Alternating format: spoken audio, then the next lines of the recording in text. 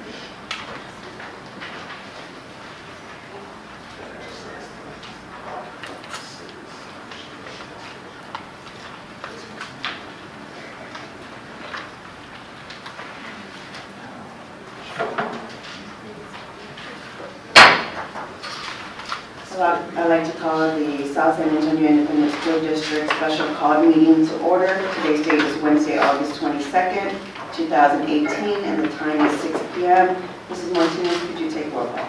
Mrs. Angelina Ospegui, Present. Mr. Luis Ibarra Jr., Mr. Edward Medina, Here. Mrs. Leticia Guerra, here, Mrs. Connie Prado, present, Mr. Luis Rodriguez, Here. Mrs. Ella Flores. Present. Okay, it is a public hearing, public meeting to discuss the 2018-2019 budget. Do I have any citizens to be heard?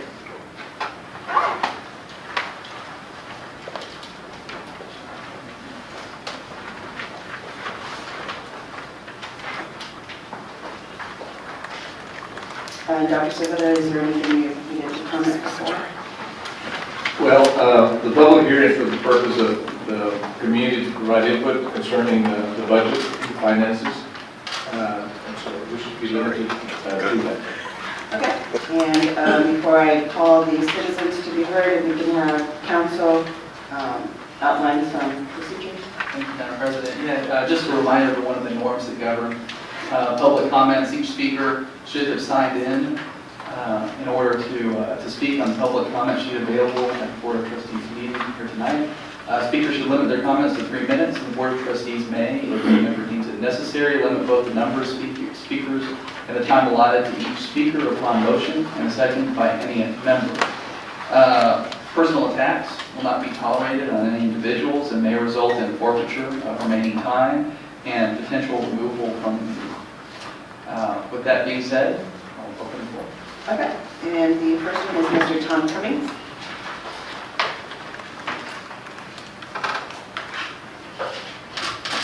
Ms. Osteen, members of the board, Dr. Sevilla, members of the audience, and staff. My name is Tom Cummings, and I'm representing the South San AFT. As you do your budget negotiations tonight, AFT would like to urge you to find the money for a pay increase for teachers and support personnel. We realize the constraints of the district, and we urge you to take those extra steps. We also urge the board not to cut personnel. If a position reduction is necessary, then we would hope that you would do that by attrition and not by actually cutting a person in a position. There is a legislative session in January, and there is a large amount of pressure to increase the amount of school funding for the upcoming biennium. And that's for both parties. So I think we can afford to go into general fund into reserve fund if necessary, because I think we do have a somewhat small optimistic future regarding the legislature. So let's move south and forward.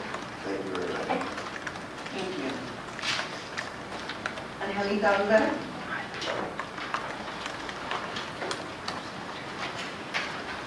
Good evening, members of the board. Dr. Saavedra, my name is Angelito Olvera, and I'm here this afternoon to speak also about the budget. We budget so much of our money on instruction, but yet we are failing our students. There's obviously a problem. Is more money to fix? No. Find the problem and fix it. Also, what Mr. Cummins just finished saying, yes, John, the teachers need a raise, but the thing is, if you get a raise, and the thing is, if insurance is going to go up, and of course, AFT dues are going to go up, TRS goes up, so if you get that 2%, you really won't see it. Believe me, you'll get your check stubs when you get your pay stub. A lot of that money goes back into Tom, Dick, and Harry. So, again, our teachers are failing our students. Thank you. Okay, I think this closes our meeting. Do I hear a motion for adjournment? Motion to adjourn. Motion has been made by Mr. Munguia. Do I hear a second? Second. Seconded by Mr. Rodriguez. The time, all in favor say aye. Aye. Those opposed say nay. Motion carries. The time is 6:04. The next meeting begins at 6:15. Thank you.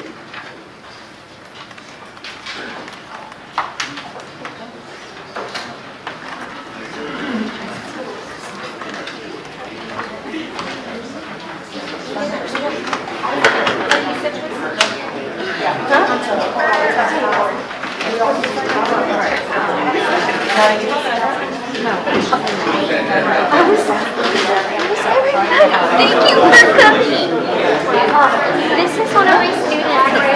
This is what's yeah, so that's what am I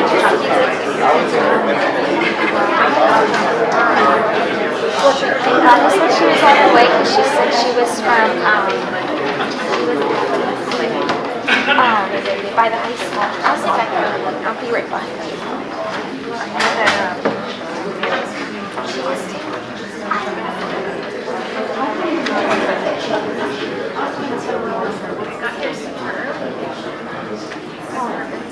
I've only seen it on TV. We were watching from Minnesota, and it was the last one. Everybody's probably in. That was her saying.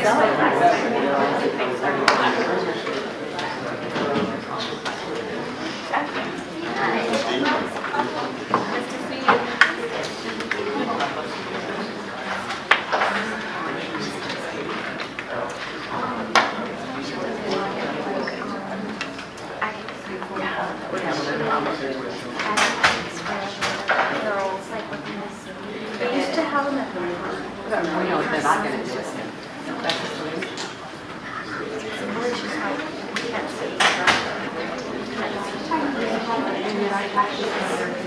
Guess it's kind of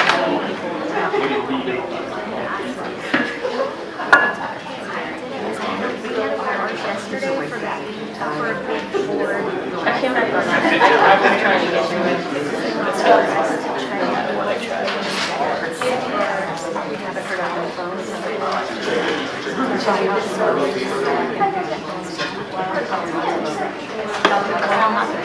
That's where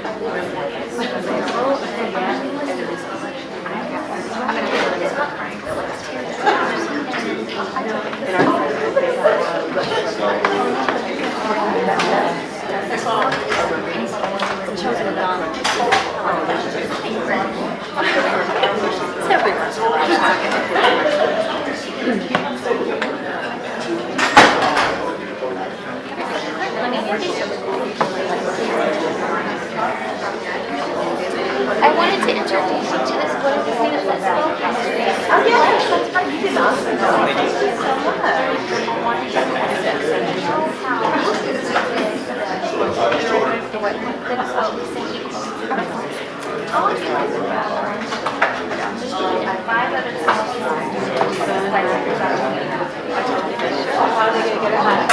How are we going to bring all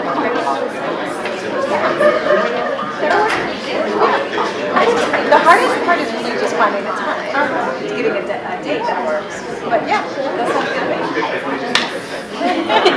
Thank you so much. Thanks for that. That was amazing.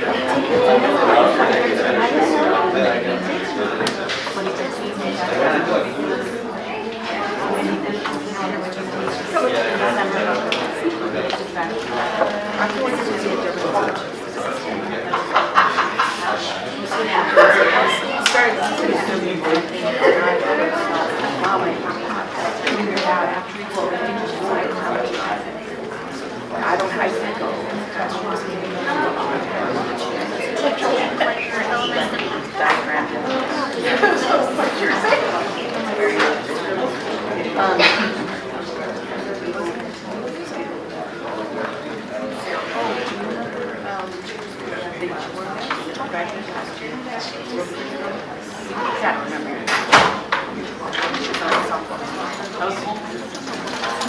It's her dad.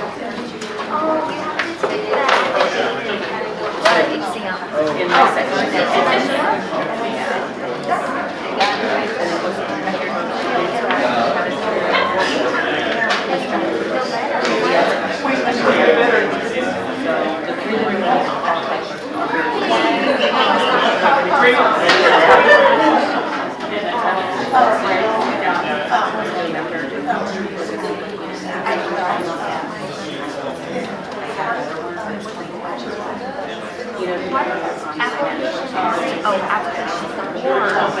section. So, I guess you would have to write on top of this. With a copy of the letter this was so from this, you have probably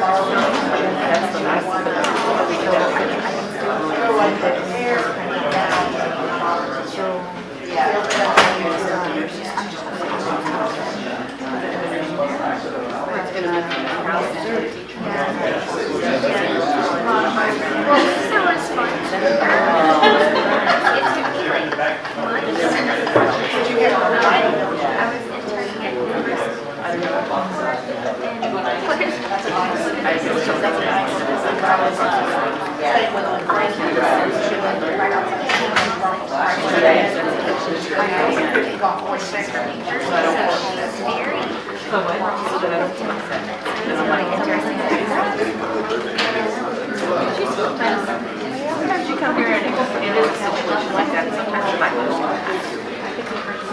You're limited on what they want to do.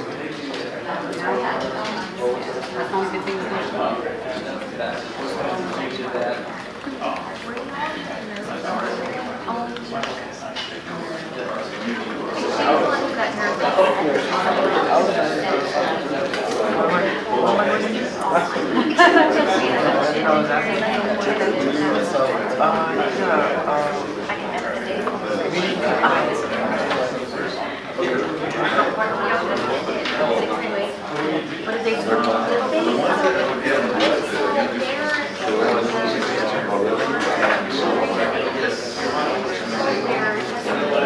Yeah, it's still sealed. So it does let you, on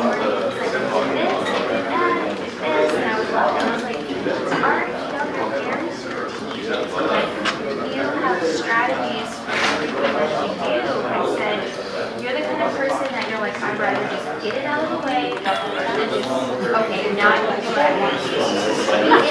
Like, for you, you're only like that with some things. No, you're not like the rabbit. Actually, I had to go on that. No, aren't you said, I gotta be. Just because I watch it. He's very strategic. I see you looking at me some things that I see how you're able to connect the dots. And so you find the best way for you to complete something and you get it done and then you're just over it and then you move on to your next task. Blake is like, he's just like this little guy. Come Blake. Not I like that piece of this in my stomach. like Arthur like steady and like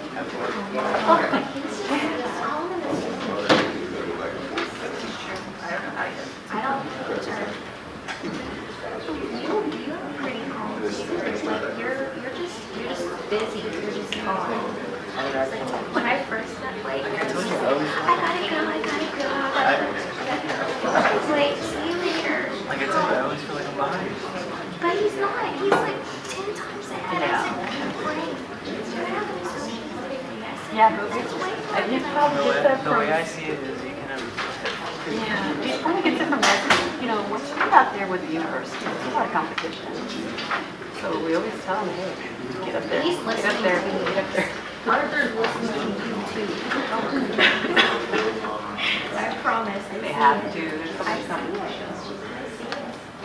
And he'll tell me he'll say, remind me, but then if I remind him, he'll say, Oh, that's what you said. He tells me, he says, I'm probably one of these. But he tells me to. That to might record it. And if I don't, he teaches it to me.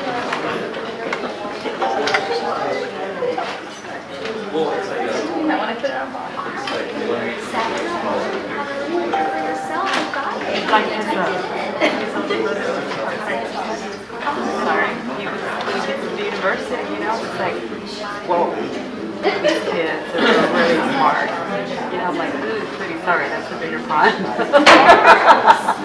I go I'd to. like to call to order the South San Antonio Independent School District Special Call Meeting. And today's date is Wednesday, August 22nd, 2018, and the time is 6:15 p.m.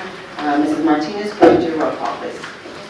Mrs. Angelina Escobedo. Present. Mr. Luis Ibarra Jr. Here. Mr. Edward Munguia. Here. Mrs. Leticia Guerra. Here. Mrs. Connie Prado. Present. Mr. Luis Rodriguez. Here. Mrs. Ella Flores. Present. Okay, now Pledge of Allegiance, Texas Pledge, prayer, and call to action. Okay, we start with the Pledge of Allegiance. I pledge allegiance to the flag of the United States of America and to the republic for which it stands, one nation, under God, indivisible, with liberty and justice for all. Honor the Texas flag. I pledge allegiance to thee, Texas, one state, under God,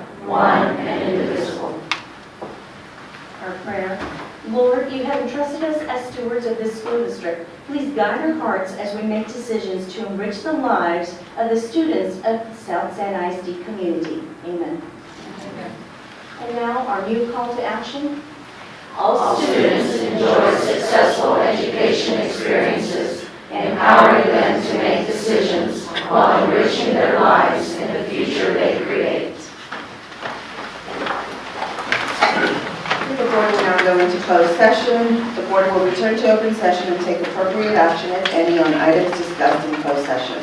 No action will be taken in closed session. Further, board members are reminded that all items discussed in closed session must remain confidential so as to avoid liability to the district. The board will consider and discuss the following items. Closed meeting pursuant to the Texas Open Meetings Act, Texas Government Code 551.071, 551.072, 551.074, 551.076, 551.082, and 551.0821. Discussion concerning personnel matters pursuant to Texas Government Code Section 551.074. Litigation update on Ruben Martinez versus South San Antonio Independent School District pursuant to Texas Government Code Section 551.071. Thank you.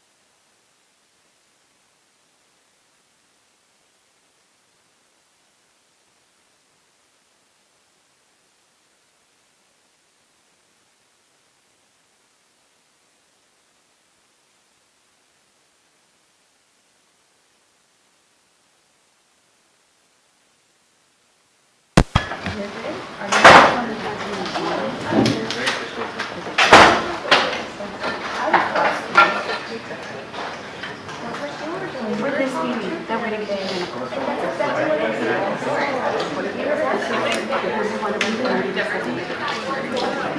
Oh, okay, they're close on. I understand.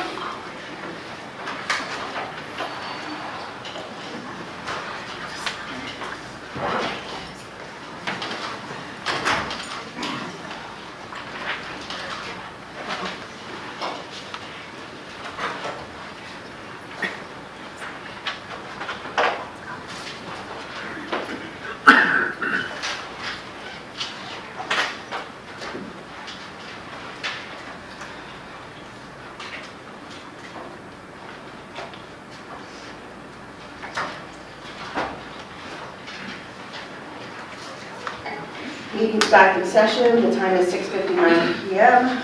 We're now on presentation and reports. Report over the 2018 State Accountability Ratings. Dr. Saavedra. Thank you. We'll call Ms. Costa. She will introduce us. Thank you, Dr. Saavedra, board members, Madam President. So before I turn it over to Ms. Orozco,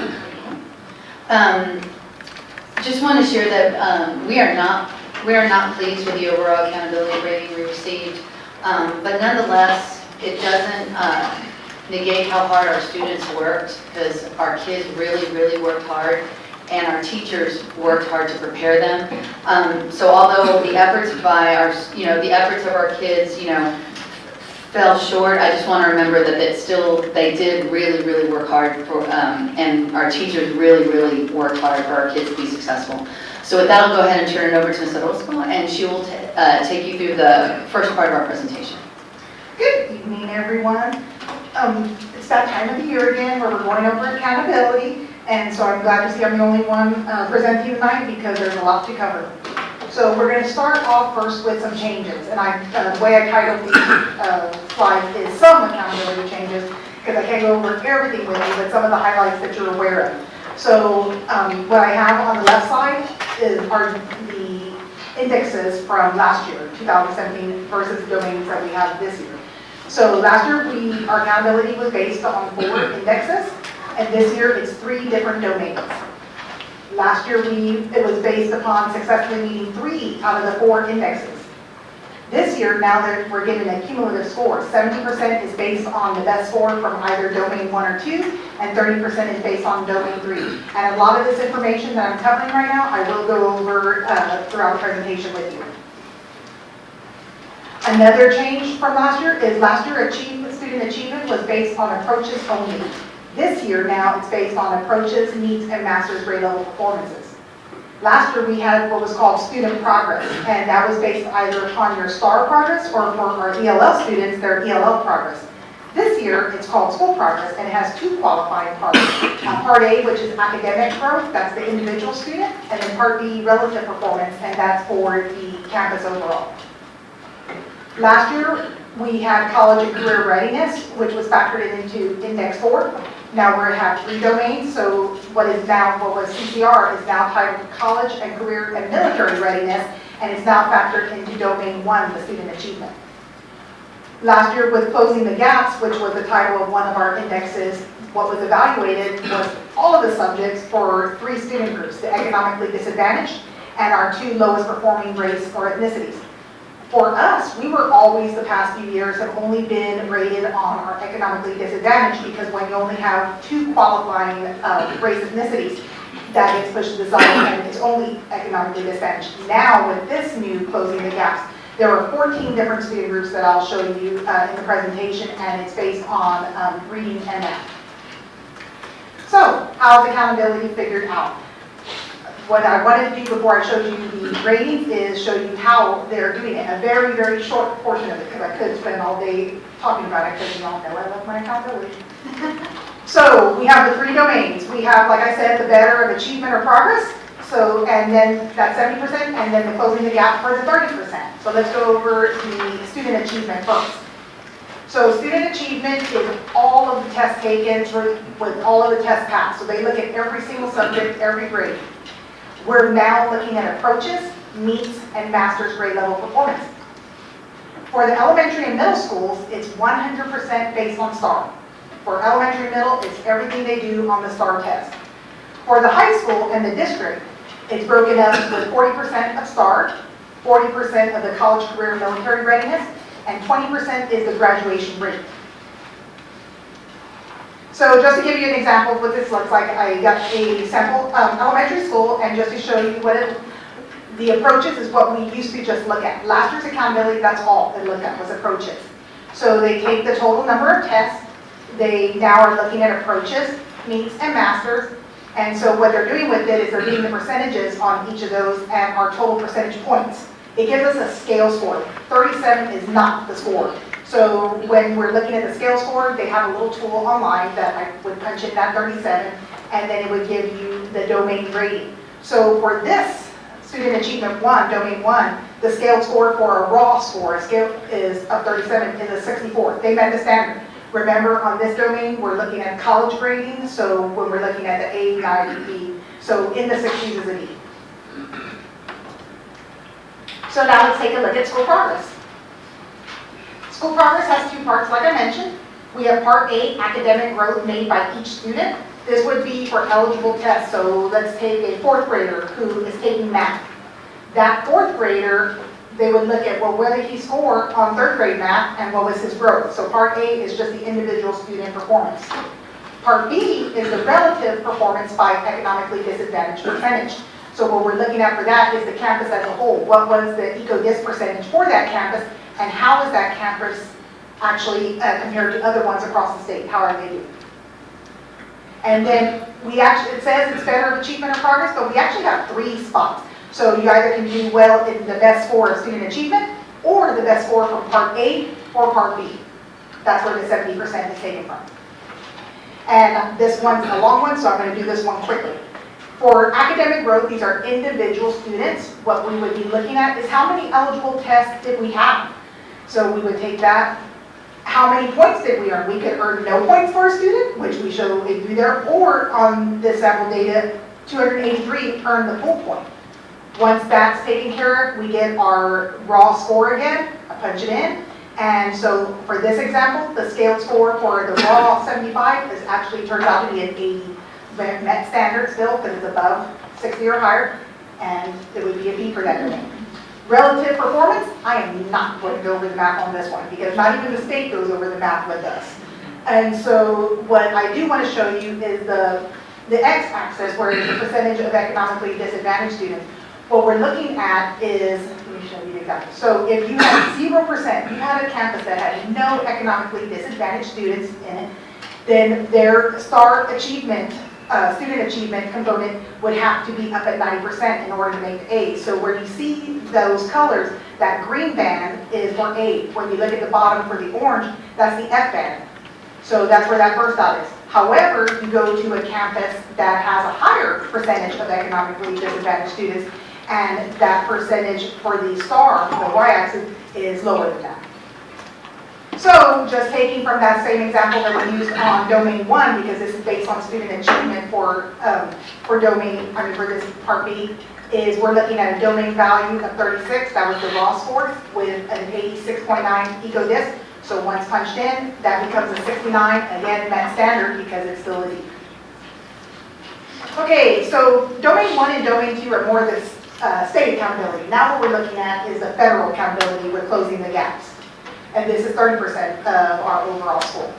So for elementary and middle schools, that's 30%, but that 30% gets broken up into lots of different areas. So we have the STAR growth, reading, and math. That was what we were looking at for domain 2. So it gets us, we see it again in domain 3.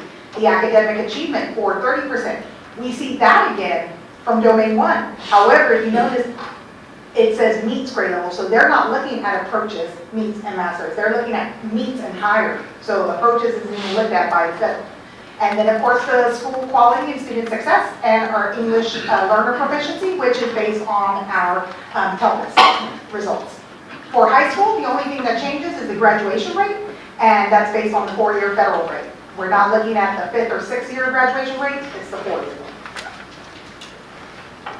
So, like I said earlier about the EcoDis and the 2 lowest, what we're looking at now for closing the gaps at the meets performance in most of the years is all students.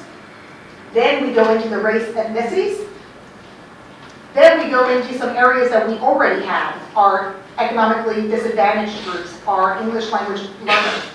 But we also now are doing special ed, not only current, but special ed former. So if there's a special ed student that have been dismissed within the last 3 years, they have a category.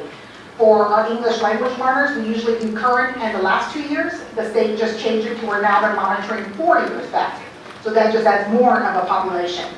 And then finally, we have 2 other new ones called continuously enrolled and non-continuously enrolled. We're looking at the mobility in this one. So was a student that took the test there that year, last year, were they here with us in the district, not necessarily the same campus, for 3 or 4 years? They're looking at that and measuring. And of course, keep in mind that this is the first time that we haven't had an actual accountability manual before the test in years. So this is still all coming up. Now, domain 3, I just like showing people this, this one when they think I'm going to start going over everything. But what I just want to show you is this is the federal one. So we're looking again at elementary, middle schools. Again, I just want to point out the academic achievement, domain 1. Academic growth, domain 2. English language proficiency, our TELPIS rate. And then our school quality or student success, that's all of the tests from domain 1, that raw score that we have. It does it as well again for the high school and the district, except the 4-year the federal graduation rate is included. And then finally, everyone is expected to have 95% or more of their students participate in the test, which we do an outstanding job. Most of our kids, we have close to 100% every time we test. If not, we always catch them during that window, so we never really have to worry about our participation rates. They're always high. Okay, so all of that, where does it go to? So first we're going to look at some numerical scores. This year, we have numerical scores based on the 70 and 30. So for the district, we earned a 64, which was the passing. And then you already received this information, so you're aware of it. I do want to point out that the numerical scores for the 3 middle schools are what the campuses actually earned. Each one of the 3 middle schools earned a Met Standard grade of 64. What our final state accountability rating is, our district receives a letter grade, that this is the last year that only the district will receive a letter grade. So the district received a D, and the campuses still are getting Met Standard or improvement required. On this one, you'll see that we have 5 improvement required campuses. Again, just a reminder that the middle school ratings shown here, the final ones, are after the July 20th change. What the July 20th change was that we discussed is the commissioner put out an email saying that now there was going to be an automatic failure No matter what, you cannot score over a 59 in 3 out of those 4 areas. Domain 1, Part A, Part B, and then Domain 3. If 3 out of those 4 areas were marked as improvement required, regardless if the math, like our middle school did, regardless if the math gave you a Met Standard score, you were automatically put as improvement required. So, now just some performance data, because that's all nice, the accountability ratings, but let's look at the actual, what we did as a district. So this is Edufordia data. I use Edufordia data because this is the data that's available at the campuses to both teachers and administrators every day. So we're looking at district numbers. Again, you've received this information beforehand, so I'm just going to go to the highlights. For the district itself, our MEETS grade level performance increased in all of the tested subject areas. Our master's grade level performance increased in 3 out of the 5 tested subject areas. And we increased in 11 out of the 15 performance levels tested. So that's fabulous news, and we need to celebrate every success we make.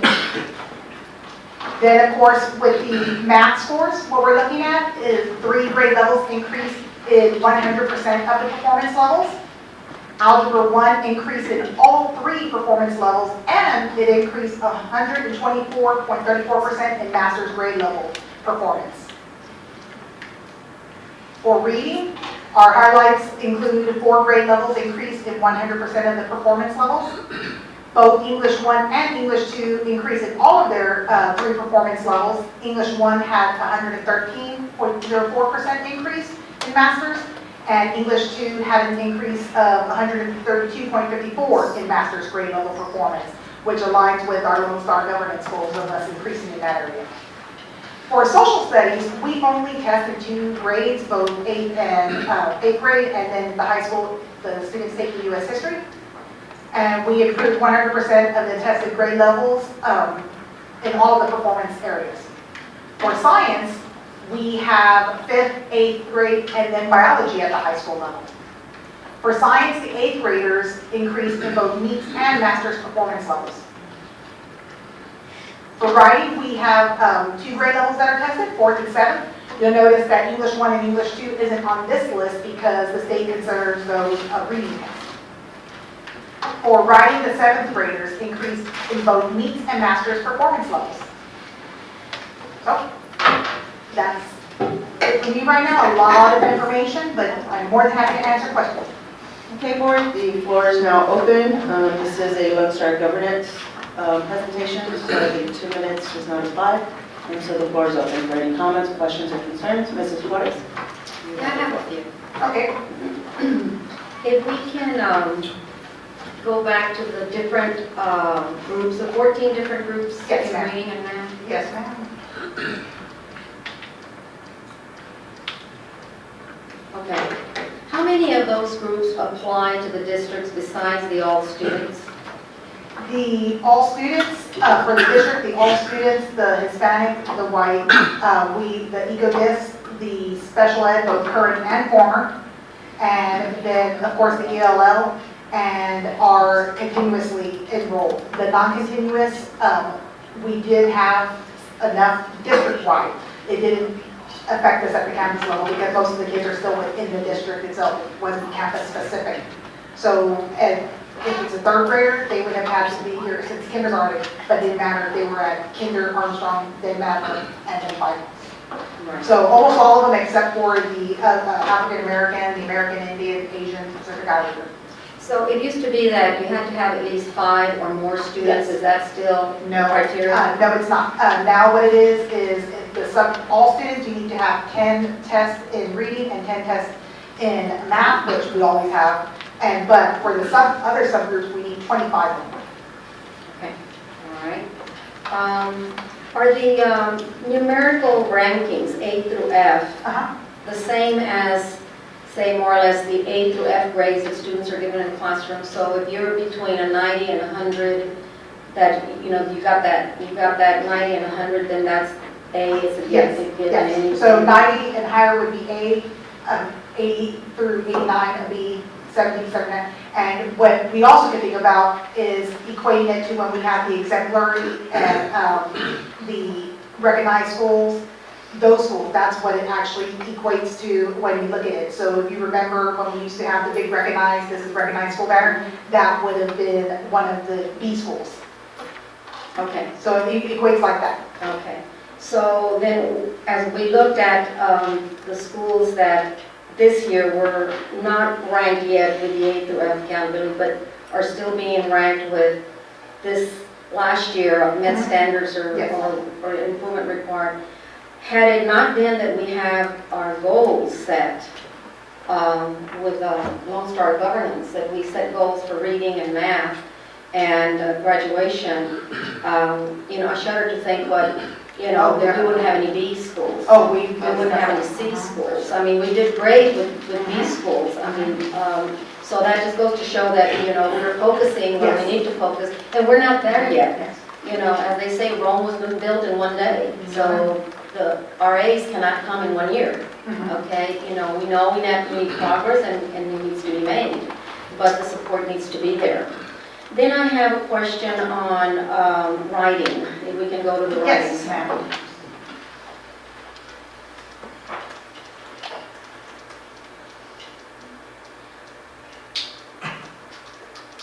And this may be more of a question, Dr. Saavedra, for you curriculum people, because writing used to be one of the district's strong core subject areas, especially in the elementary grades. Why such a drastic decline here in the 4th grade, and how will the district improve these writing scores? Okay, so we actually have more data to share with you because it's not enough just to look at this bird's eye view. We actually have it by campus, apples to true apples, and showing our growth, and we actually can show, the next part of our presentation is basically saying the action steps we're doing to respond to it, and I wanted to share, I was going to wait to share this with the board at our next academic workshop, but I thought we should share it tonight to the community and the board of a data program that we have that actually compares and looks at that writing. So although from apples to oranges, if you will, because these are two different groups of students, but when you're looking at the same students and their predictability of how they should score, we actually did do well in 4th grade writing. So I have that ready when y'all are done with this also. Okay. But it just, what shows here is that there were no gains. I mean, there were losses in these areas. So right. It used to be, like I said, that used to be our shining core area. For somehow or other. Broke my heart not to be able to put the word highlights on that. Yeah, but no, I still would have looked at it because I guess what I'm trying to say is, are the standards tougher, or has the rubric is harder than what it was when you were here. And so what is also different though is that, I'm sure you remember that when we focused like, okay, we need to increase the writing. Sometimes, we had some things were left off the table so that we could focus on writing. And then all of a sudden we saw something else suffer. So then all of a sudden, okay, well now we need to fix science. And then writing. When you look at the ECOLOS data, it really does show growth and a lot of strong teachers throughout the middle schools and elementaries. And just the fact that our English 1 and 2 scores went up, which does have a writing component and a revising piece, went up. That made my heart happy as a being from the high school as an English teacher. That was just fantastic because we struggled. That is our highest number of retesters every year, and the fact that we made that amount of growth. But there are so many programs in place, and now that we actually are doing targeted, focused training, not just with the teachers. Now we're pulling in the special ed teachers and aides. We're pulling in the ELL aides that go into the classroom so that everybody hears the same thing, not just the certified teacher. We're just growing. So there are plans in place already that we started this last year, and we continue in this year. It is just in my opinion that the curriculum at the lower grades needs to focus as well as, writing is not taught in the 4th grade, it is tested in the 4th grade. So writing needs to be taught with the language arts and writing during and we're doing science, writing across during the social curriculum studies. and Yeah, exactly. Okay, and then one last thing, when it comes to the domain 1 and the domain 2, Yes, ma'am. student achievement and domain 2, the school progress, is our district rated on both or one?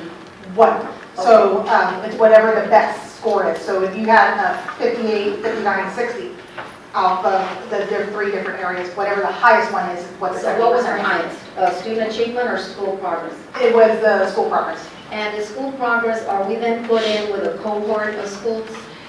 For the relative performance, we are. And Relative so, performance, okay. but it's not so much like the comparison group that the distinctions are, it's more just like whoever is in that percentage. And there's a range actually, because they're not just looking at 90%, there's a range of maybe like 87 to 90%. Because the cohort has to do with economically Yes. disadvantaged. Okay. Yes, ma'am. All right, that's all, thank you. Okay, yes, ma'am. Okay, are there any other board members? It'll be Ms. Guerra, then Mr. Rodriguez, and then Ms. Brothers. Do you have your answer? Okay, Ms. Guerra, you have the floor. Okay, what other preparations, how are we getting ready for next year now that this first grading is over? You did say all these meetings and stuff, but what's next? Great question. Oh, excuse me. Great question. So I'd like to then point the board to plans to increase our student success. We worked on this today. I didn't receive questions from the board prior to this, so we wanted to be very well prepared and basically prepared for everything. So this next part is going to go into quite some detail, so be patient, but I think it's very important that we share with the community, with y'all, on exactly the action steps we're going into this year. So 5 steps that we focused our principal leadership, our SILT, our teachers were these 5. Reflect, connect, reframe, act, and then own it. So when we saw our initial scores, we started reflecting on, okay, how did we get here? What happened? And then we had to connect to the actions that we've been doing in the past. Once we identified, okay, this was an area of gap, this is an area of weakness, then the hardest thing we had to do was reframe it. And reframing means going about it a different way, looking at this problem and looking at the areas that we need to increase and not going back and just doing the same stuff we've always done. So reframing took a lot of time from my staff, took a lot of time from the principals, a lot of time from the teachers, and we had to really dig deep, and things that we always thought, oh, we're always awesome here, maybe we're not, because we had to look at the data a different way. So with that, we had to take action and then ultimately own those actions. So this is kind of the 5-step rallying cry, if you will, for this upcoming school year. So with that, we purchased what's called the UCOLOS data in June. And what this is a growth model that compares predicted growth of students to the actual growth. And it not only drills down to the teacher, but it also drills down to the specific student expectation. So if you could just bear with me, it's a quick video that explains it in detail, and then I'll explain how that relates to our data. So Mike, can you go ahead? Hey guys, this is CJ Lowry at UCOLOS, and I just wanted to give a quick overview. I know a lot of you probably either already heard it or this data, or somebody has been trying to tell you about it, but I just kind of want to go over a few things. Feel free to tweet us here at UCOLOS-EASY, UCOLOS_EASY. Good way to get a hold of us. Obviously, my email is Lowry, LOWRY, at UCOLOS.org.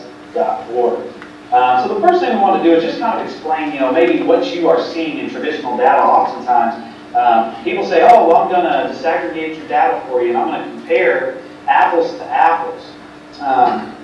When we do that, what we do is we say, oh, okay, well, my business partner, Alan, who was teaching ESL kids, and here you can see that his group of ESL kids, he teaches sheltered ESL class, his group of sheltered ESL kids was quite a bit lower than the rest of the district, and so traditionally he was told, hey, your numbers are lower. And the same thing with GT, why are your numbers so low? And in his mind he's thinking, well, I'm getting my distinctions, we're number 1 or 2 in the group of 40 every 3 or 4 years.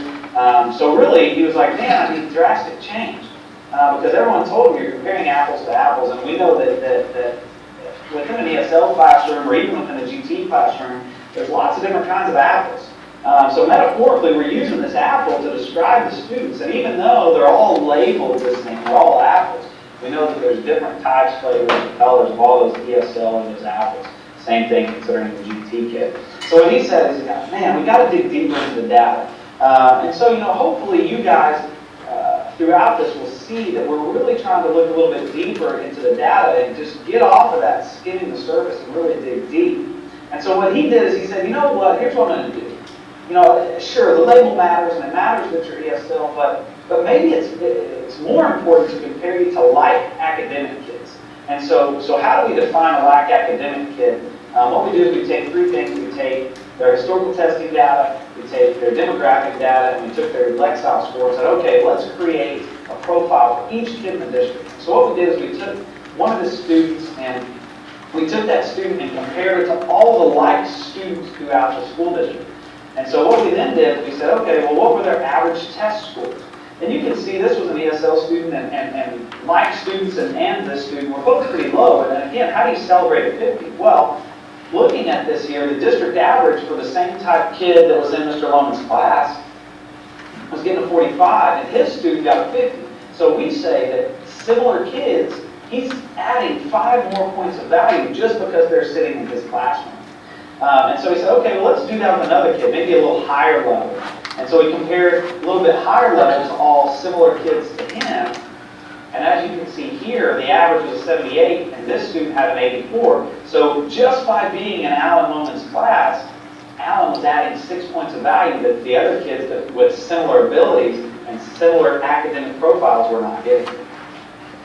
And so then he did this for all the students, and across the board, on average, he was adding 6 points of value to these students. Now, so we continue to say, oh, we're making data-driven decisions, we're making data-driven decisions, and we just showed you that this data that was showing that his ESL scores on the surface looked to be lower. Really the case was, is they weren't comparing true apples to apples, they were just saying ESL to ESL when really we knew there was more to the ESL. So when he compared Granny Smith apples to Granny Smith apples, given the level of ESL kids in his class, he was actually having great success. And it wasn't that he needed drastic change. Having success, and he was actually first in the district with his ESL kids. The difference is they were walking into his class starting out at a lower level than maybe they were walking into the other levels. And the same thing with the GT. This other school was doing really well with them. But what we can see there is that he was having great success even with his GT students. They were just coming in at a lower level. So how do we explain that? So let's look at this information here. This would be traditional data, and we would look at this and we'd say, okay, your third grade reading team in your district or in your school, and you'd say, well, your best teacher is Miss Knott. Your teachers down here that have the most room for improvement are Covey and Driver. And you're sitting in your seat saying, man, maybe I'm the Covey and Driver, and thinking, man, I'm that teacher that's always a little bit on that lower level, but I know that they're putting the tougher kids in my class, or they're putting the kids with special needs, or they're putting the kids with their ESL, or just the kids that maybe are coming in a little bit lower because whatever was happening at home, or maybe they missed some schooling for whatever reason. Well, when we look at this, we want to look at it on a regression line. So if you're familiar with regression lines, up here is the R-squared value. And what the R-squared value does is it tells you what percent this graph explains of the variance. So this line here is the regression line, which naturally is going to have points above and below the line because the line is the line of best fit, aka the regression line. And this line explains 93% of the variance between the dots and the lines, meaning it's about 93% accurate. So that's how you know that our data is accurate. Is any data perfect? No. But we're hoping that you see that this data has less imperfections than maybe what we're using traditionally that isn't showing the growth in our students as accurately. So what we're seeing here is we're seeing that Ms. Driver, we're no longer worried that she only scored a 79. We're worried that look how far above the line she is. Versus Ms. Stover, her overall score was higher, but you can see she's below the line, meaning she started with higher kids and they actually underperformed. Ms. Knott started with very similar kids to Ms. Stover because they would cross the regression line at the same place, but she actually overperformed. And as you know, sometimes it can be very difficult to take high kids higher. So, but the thing is you want to look at Ms. Driver here, and you can see similar kids to who were in her class were actually scoring about 75, she scored a 79. So as you can see down here on the bottom, she was 4 points above.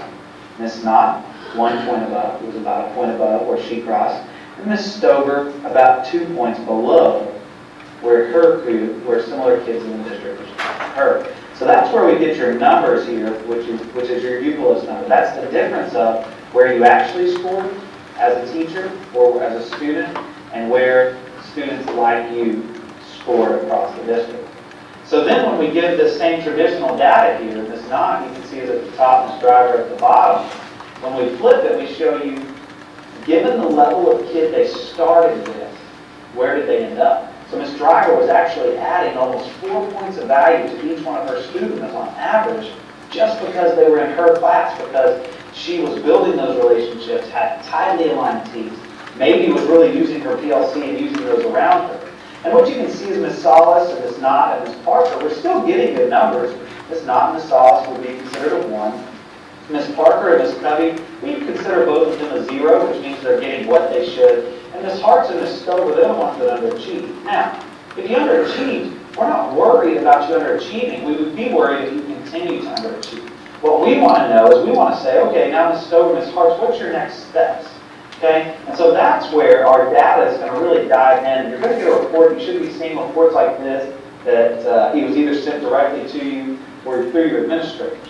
And so this is some fake data here. And what we see is we see these 3 elementary schools. And real quickly, you can see, well, which one is being the most effective given their level of kid. Now, I want to let you know, we're taking out the excuse, oh, they have all the high students. Or, of course, they have all the low students, so it's easier for them to grow. This is not about testing from one test to a second test. It's actually only showing you, did you overperform or underperform on this test? So it's not showing growth. Instead, it's actually showing where you could grow. So where did you underperform or overperform? Where could you grow or where did you overachieve?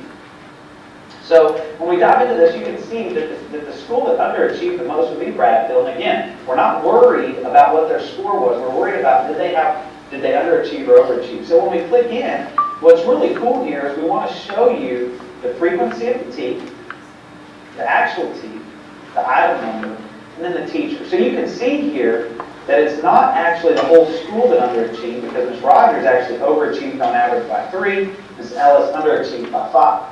So you can see that it's really this one teacher that overall needs to go. But the first thing that we want to celebrate is where can Ms. Ellis lead? So if we sort this largest to smallest, you can see here there are 3 standards that she outperformed other students within the district by this many points. And you'll notice they're all the same, 5.4, 5.4, and she can help Rogers. Versus if we go smallest to largest, this is an area in the 6 highly tested teams that this teacher can grow. So the further you are off from 0, it should be easier growth. And now we can show you where can you go to get your help. Well, next door to Ms. Rogers, who really overachieved. Thank you. Can you go to the next slide? So to give y'all using our UGALOS data, and so what that is basically, like he stated, is really looking deep into, because it wasn't just enough for us to look surface and even to look from last year to this year. So this is a better picture of how our students are doing and how we're doing school-wide when we're looking at the same apples, the same green apples to the same green apples. So when you speak about writing, if you notice on our writing, almost every school across the district added value except for 2. And then when we look at our elementaries, I highlighted our green bilingual clusters because I know there's a lot of, are the bilingual clusters working? Well, if you look at the data, when it comes to adding value, Benavides grew in every single area except one, which was, they overachieved, which was 3rd grade reading. If you look at Five Palms, again, either they grew except in 3rd grade math, and then Price, again, on 3rd grade reading. In addition, I'll just point out that Benavides, Price, it was Price, Benavides, and Five Palms got the 3 highest numerical grades too across the district as well. So It was our first year with our bilingual clusters, and it appears that our kids, our teachers are adding value. So along with this too, this also tells us the areas district-wide that we need to start looking at our curriculum. So we are looking at, so we've already pulled 4th grade teachers and 5th grade teachers and 8th grade teachers with reading and math because of looking at where we overachieve and when we underachieve. Because if we see so many schools that, that are underachieving, then we need to look at everything, not just, we need to also see, okay, what are the curriculum documents they're using? Is everybody using it to fidelity? Are they using standards? How are their PLCs going? So if you can go to the next, or I got it, sorry. So then it's not just, this is the school data, so then each school, and this is Benavides, can now pull, this is 4th grade writing, and it's funny that you mentioned writing, Ms. Flores, I just pulled up writing. But this is 4th grade writing, and so Benavides showed that they overall, their school added by 4, their UCLOS number. But if you look at the 5 teachers, which teacher added the most value or overachieved the most? Teacher 1, 2, 3, 4, or 5? Teacher 4. So when you look at teacher 4 is the one that really kind of carried that entire grade level for writing at least. However, teacher 4 can still learn from teacher 5 on 4.15C because teacher 5 had a higher UCLOS score, although they both grew, but teacher 5, although she overall underachieved, on this teach, she overachieved more than any of her other counterparts. So when it comes to PLC, now we find an area that even though that teacher may, may have lost value, wait a minute, you still have gained value in these TEKs and can still take a leadership position. And then teachers can go a next level and go into students. And I know I'm so sorry, this is really hard to see. I don't know if you can magnify it at all, okay. So I'm really sorry that this is really hard to see, but the student names are covered. But this is 4th grade Benavides writing. And so this is how the kids did, and what you can really see is, I'm going to point to this area right here, where you see right here, or I don't know if can you kind of show on yeah, there you go. So those first 3. So what that first shows is how did our students score, what were they predicted to score with like students, and what their UCLOS number is. So if you see at the top, these 3 kids really outperformed their counterparts. But then if you go to the bottom 3, and I don't know if you can see down here, like right here, they should have scored, I believe that's I can't read it. I think that's a 53. Yes. The last one? 50. 50, but they're right here. The yellow? Is 67. I'm sorry? I believe it's 67. They should have scored a 67, however, what did they score? 53. See what I mean? So now we need to see, okay, wait a minute, why would they drop so significantly? Let's look at their history. Now we got to go deeper and not just into their academics. Did something happen at home? We need to do a home visit. We need to bring the counselor in because this big of a drop in 1 year is something else is going on.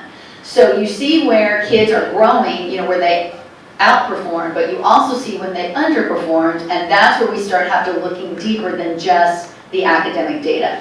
So what you see to the right of it is each question and each T. So if it's a 1, that means they got it correct. If it's a 0, that means they didn't. So with this particular class set, on right here what I'm highlighting, only 2 students missed this question. So Benavides needs to celebrate this SE because only 2 students missed. So, but over here, on the last SE to the right, we need to see, okay, obviously there's a teaching problem, a curriculum problem, let's go back and how did we teach that TEK last year so we don't have the same mistakes. So then, go ahead and go to the next slide. So what we did, and we just got this today, is we are able to compare our growth data, our UCLOS data, to every district in the state, actually. And so what we did quickly was just compare our districts, all the surrounding districts that touch us. So although Edgewood, although Edgewood, we could probably learn from Edgewood in writing 7th grade, Edgewood could learn from us in 4th grade writing. So if you notice, they had significant drops in 4th grade writing where we had growth. And I'll just go these quickly. Harlandale, we need to go talk to Harlandale to see what are they doing, because almost all of their math is in a growth area. But Harlandale needs to come talk to us in English 1, because they dropped, you know what I mean, they lost value by 76, where we gained value by 18. And then the San Antonio ISD. You know, we need to go talk to San Antonio and find out, man, what are you doing in biology, because wow, you grew by 90, but they need to come talk to us in 8th grade social studies, because that's where we outperformed. And then Southwest ISD, that's right in our back pocket. Like I said, we could go talk to them, because they did outscore us, they did add more value in 4th grade writing. However, they would probably benefit from working with us in our high school English 1 and English 2, because they both lost value significantly where we did much better. So it's just another area, and so what's been helping, and it was hard, and I'll just say, it was very hard when we shared this with teachers, because some teachers who always had, you know, it said 80 or 90, but when they got their data, it was red. They had lost that, meaning those kids underperformed. They should have performed higher, and they didn't. And so it was very humbling, both for principals and for teachers, because it was a little hard for them to swallow. GT teachers, a lot of our gifted teachers, you know, those kids didn't perform as high as they could have performed. So with that, we do have reading, what we're doing for reading. We're going to expand on our balanced literacy and guided reading in grades K through 3. We're going to continue our professional learning series in grades 3 through 8 on comprehension. We're going to continue, we're expanding our measures of academic progress, which is our math data. Last year we used it just for math. Now we're expanding it to reading in grades 6 through 8. And then if there's a component called Exact Path that has customized reading intervention pathways for each student. We focus in professional learning series with special education teachers, as we mentioned before. And then based on our UGLOS data, we're a lot more targeted and a lot more laser focused on what interventions are needed. And also, I don't need to, I forgot to mention, but when teachers have, let me go back. When teachers can see their students here, that immediately they can identify their RTI students. Who are they going to be their level 1, their tier 1, tier 2, tier 3. Who lost, you know, who underachieved. Now let's go for them. Is that do they need to be tested? What other interventions do we need to have? So I also want to show that now it makes it very easy for teachers coming in, starting the first day of school, already seeing these kids overachieved, these kids underachieved. So then math, we've already had a professional learning series over the summer for our 4th, 5th, and 8th grade math teachers.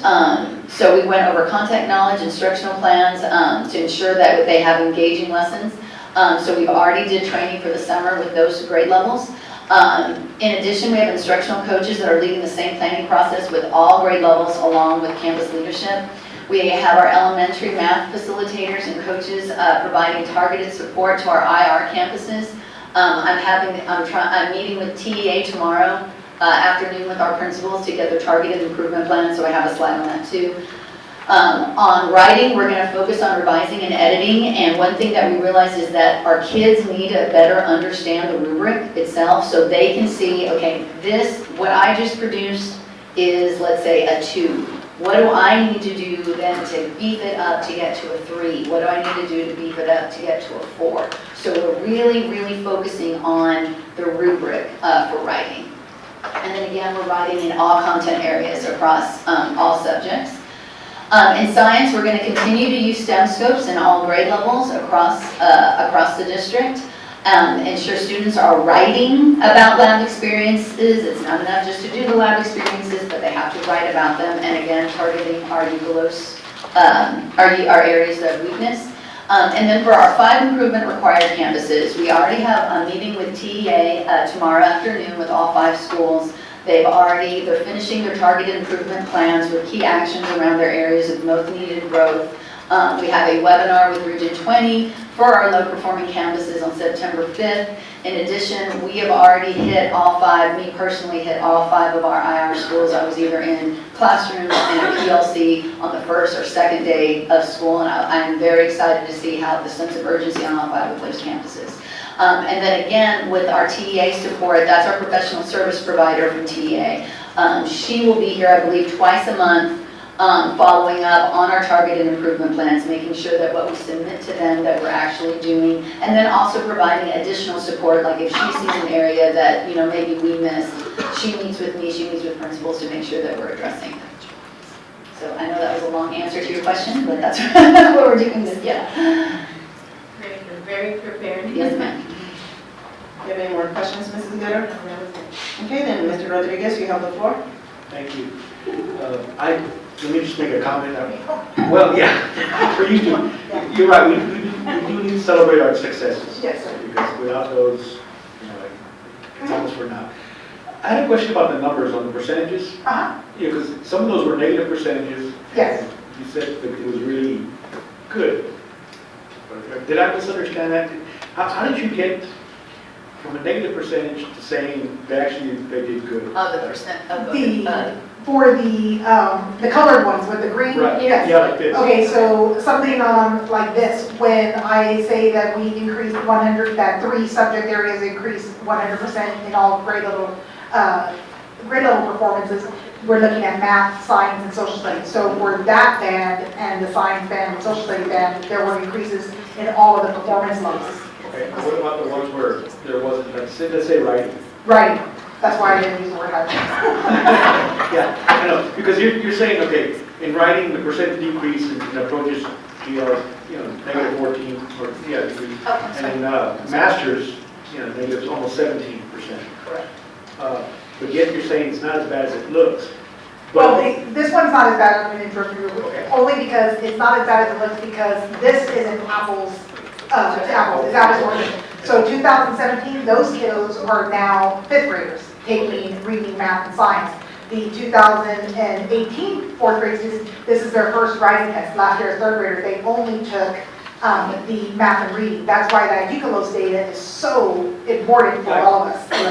yeah, because I was wondering about the numbers because, I mean, it's all negative. You said it's not as bad as it looks, and I'm thinking from a numbers perspective, something's got to be bad. And actually, when we look at it, when we look at all of these different slides and see the amount of reading, especially in our meets and masters, it, you know, makes you stop and think, well, we were still rated a B. And Right. so we know that we have all these successes, but there still is work, and that's why we're That's what we digging had, so we had much to go further. data, we had to go deeper with our data. Okay. That's why. And that's what you do with With Euclid. the Yes. Now, exactly. okay, so Euclid will help us focus on what we need to Yes. improve on, Yes, you know, what we're good on.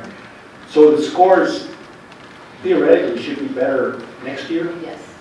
theoretically, because if I were to do this exact same type of slide, we would be looking at, again, 2 different groups of students. We Correct. want to then show the UCLOS data again, because now those students and how much value was added to them, we'd see more green Okay. with our slides. So how would that compare to what how the state rates us?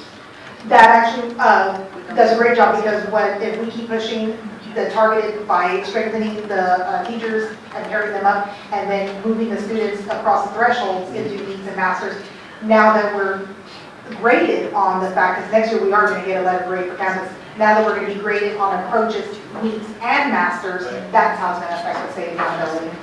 Okay. Yeah, I think that covers it, aside from the fact that usually the person with the statistical analysis degree that does this. It's actually, it's an assistant principal actually, and it's a team from, Richardson ISD. Their middle school is, 83% EcoDis? Yes. EcoDis, and that's what the video shared. He said, you know what, we need to go deeper on this, and they're the ones that came up with the magic of identifying. And I want to say that this year, I believe they got an A. An A with 83% EcoDis, and they've never scored that high because they've been targeting. So yeah, so it sounds like it's a good day for us that we're doing this. Okay, great. Mrs. Brown, you have the floor. Thank you, Ms. Ostergein.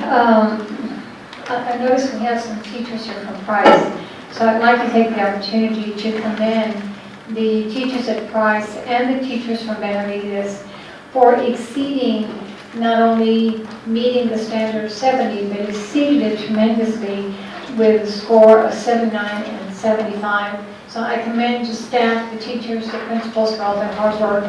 5 Palms as well exceeded it, but they exceeded it by 2 points, from a 70 to a 72. So that's good, but we don't want that to slip. We want everything that Ms. Castro is trying to implement, that will move us even further up, maybe to the 80s. So I commend the staff at those campuses for all their hard work. What I don't understand is, I had asked back in May, board, when I submitted questions to Dr. Saavedra on staffing, I had asked Dr. Saavedra to give me the number of instructional academic coaches and our facilities and where were they assigned. And actually, he had told me that we have 1 instructional coach per elementary, so I think that's 9. We used to have 10, so it's 9. And then we have 1 instructional coach and instructional facilitator for middle school, so that's 6. That's not correct. Okay, well, that was in May. So Yes, but it's different for what we have. Yes, that was last year, but this year is different. Okay, so, well, actually it was May 2018. Yeah, right. Just a couple of months ago. Correct, that was last year. So, and in high school, we actually had 2 high school facilitators. Instructional coaches, so for a total of 18.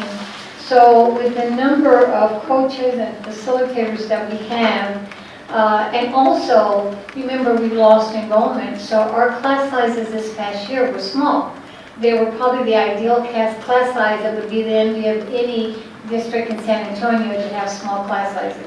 So with the small class sizes, having all of these facilitators and instructional coaches, I don't understand why these campuses are not meeting that 70. I mean, there's got to be a reason. Our student, you're not understanding why our students aren't meeting it? Yes. So let me correct a little, if I may, sir. I know she directed to you. So last year, yes, we had 1 instructional coach per elementary. We have 1 full-time reading teacher that I think has been here. That position has been here for beyond me. And then we had 1 instructional coach at the middle schools and 2 at the high school. When we started looking at other districts, we noticed that they had way more support to their campuses. And so all of those folks that you just identified are paid with the campus title money. They report to the principal, and it's at their, as you know, with title funds, it's at their discretion of how they want to use their funds. If they want to use it for supplies, they'll use it for supplies. If they want to use it for instructional coaches, they do that. So this year with their title money, actually we've increased it going into next year. So middle schools will have 2 instructional coaches. They've chosen to do 1 English and 1 math, I believe English social studies and math science at each one. And the high school has remained with their support. And then the elementaries have remained with their support, but the principals have asked for additional math support. So they asked to have 3 floating math instructional coaches, and I believe 2 principals requested them, 2 of those 3 to be full-time, and that's going to be our IR schools. So when you mention about, so just want to be clear on, this is the support that we're adding for next year, is that we're increasing that level of support. So with that, it's a lot that goes into our kid. Our scores, it's not just 1 silver bullet, it's not just 1 thing that gets us to here. And in fact, our first year that we had 5 instructional coaches, as you'll remember, we had our biggest gains that year. So this year, we have been high, we've been, going well. And this past year, it was kind of like a flat year. And a lot contributes to that. It's not just 1 thing. Instructional coaches, though, are held accountable to moving their school. In fact, specifically, the 5 IR schools, as you know, if they go IR second year, they will be, at all the staff, including instructional coaches, will be subject to reconstitution if they're not moving or adding value. So it's not that they're not being held accountable. I will share that we actually kind of moved some coaches that weren't adding value, correct, Ms. Shields? So we, I think, had how many new folks applied? 5? Something like that. So there were some instructional coaches last year that the principals identified that weren't, supporting and doing what needed to be done, and they're not returning, and they still wanted to use that. Again, they have that autonomy to how do they want to use it, and they chose to replace that position, and so they're coming back with instructional coaches again this year. I will share Price has an excellent instructional coach, adds value, and is doing very, very well at that school. Same with Benavides. And same with Five Palms. There are 3 highest, I believe, academically scoring. There also happen to be our 3 highest, those are bilingual clusters as well, just to note that.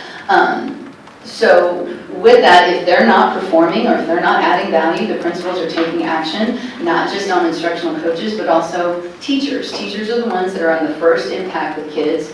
They're the ones that have, that need to be, teaching rigorous lessons, being, meeting with kids and making sure that they have that high level of rigor, but that structured support. So all I can tell you, ma'am, is that last year, like I said, we have shown gains every year. Last year, we kind of plateaued and fell a little bit. It's not acceptable to me. I know it's not acceptable to this board. It's not acceptable, period. So actions are, I can speak to one of the middle schools. When he looked at, or she looked at their UCLOS data, every teacher that had lost value didn't come back. He either coached a resignation or non-renewed that teacher. So anyone who's not adding value or being for kids is not sticking around very long in South San. So we might have hit, we've hit a knee, and I do get it. It's not acceptable to me at all, but we're not going to stay here next year. We're not. And we have put things in place to make sure our schools and our teachers have everything they possibly have, everything they need to be successful with their kids. Of course, as you know, the one campus that really concerned me because they had done so well and exceeded all expectations was Carrillo. For it to be in our campus, what failed? We lost a lot, several things. We lost a lot of quality teachers. Some of them left for higher paying jobs in San Antonio ISD, became master teachers. I'm sure y'all heard they offer a $15,000 stipend. But along with that, as we started actually looking at the UCLOS data of 2016 and 2017, our Barrio teachers were doing well. However, they had kids that were high performing, and those kids actually were not showing growth. And so when we were sitting there, remember that we were all my directors when we were getting this training, and we say, oh my gosh, if we could have seen this 2 years ago, we could have seen this happening with Carrillo, is we only looked at that surface. And as we went through those teachers, we saw that they had kids that should have been performing up here, but they were underperforming according to that growth data. So that's something that we didn't have this tool 2 years ago. Last year, we have it this year. So we'll be able to make much better data-driven decisions going forward. As you've seen, Dr. Sabetta has taken action, with Carrillo, and, the principal has changed. Same with Kindred. So the 2 schools that we were that we had kind of seen, okay, we don't know if these 2 schools were going to make it. We didn't wait, we did take action before the school year started. So we're hoping that with that leadership at both of those schools, that they're going to be exceeding our expectations. So your explanation for Carrillo, is that the same explanation for Kindred? Kindred, yes, actually. And it's interesting because Kindred had, 5 out of 6 distinctions. In fact, Dr. Sabetta and I talked about that those 2 are 2, according to again, the service level, we're doing very, very well. But when you go through and dig through it, they weren't adding value. And I don't have it prepared because I didn't know the discussion was going to go this way, but I'd happy to show Price. Price, at every level, those teachers are adding value to all of their kids. I mean, they have very little pink, very little sprinkled red, very little, because they are adding value to all kids. Whether they're coming in low or they're coming in high, even their GT kids are adding value. So I guess I remember back in the days when we used to have Teach the Teacher, where you had a good campus that was really high performing, and you would let them go out and teach the other campuses what they're doing to achieve this. Maybe that is something also we need to look at. You know, Price has always been our blue bell, our blue ribbon school from way, way back, always, and I think Elder will remember that. And we've always had a good outcome there. Yes. So why aren't we sharing that with the other campuses as a model campus to say, look, they have facilitators, they have coaches, they have small class sizes. So what is it that they're doing that the other campuses are not doing? Excellent, excellent. And actually, we have done that. We've had learning walks every month where we would go to Price. I know Dwight on their own went, even though Dwight is a middle school, went to Price teachers to go look at what they're doing for their writing, what they're doing for their reading, and how they're doing active engagement. Yvonne took a team to go meet with Price, and even though it's not the same level, they always felt like that they could learn. And so actually, we have been doing that with our campuses, where we've been showcasing that, you know, what are the areas of strength. And now with that data that I shared with you, you know, all schools have areas of growth. All schools have areas of growth. And so, and even Price has an area to grow, you know, and I think what's been very special about Price is Price has never been comfortable. They've always, the teachers, it doesn't matter who walks in those doors, the teachers have a mindset that they're going to grow that child. And so it's not just, you know, the content, it's not just great teachers, it's also all of those teachers love kids, and it doesn't matter who walks in, they have no excuse. They make sure that all of those kids are learning, and they add value every single day. So I agree with you, we do open doors and share, you know, across curricular, across our schools. We're going to continue that again this year. The other thing I wanted to say is, I have a concern because, as you know, next year, the district campuses will get grades A, B, C, D, or F.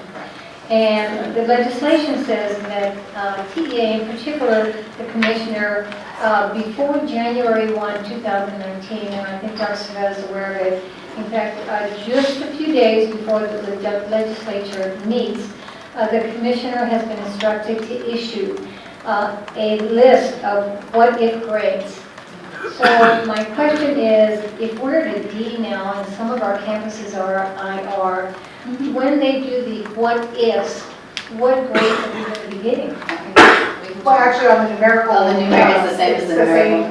That would be the levels they're doing. So even That's though right. the So we know that commissioner, now. yes, even We though don't the have to wait. commissioner said that was going to be out in January, because they released all these numerical scores are done already. It's just not his official list. So we're looking at South San as a D, the 3 middle schools D, Armstrong D, Benavides B, Galileo an F, Five Home C, Hutchins D, Kindred an F, Madla a C, Owapo a D, and then Price a B. And that concerns me.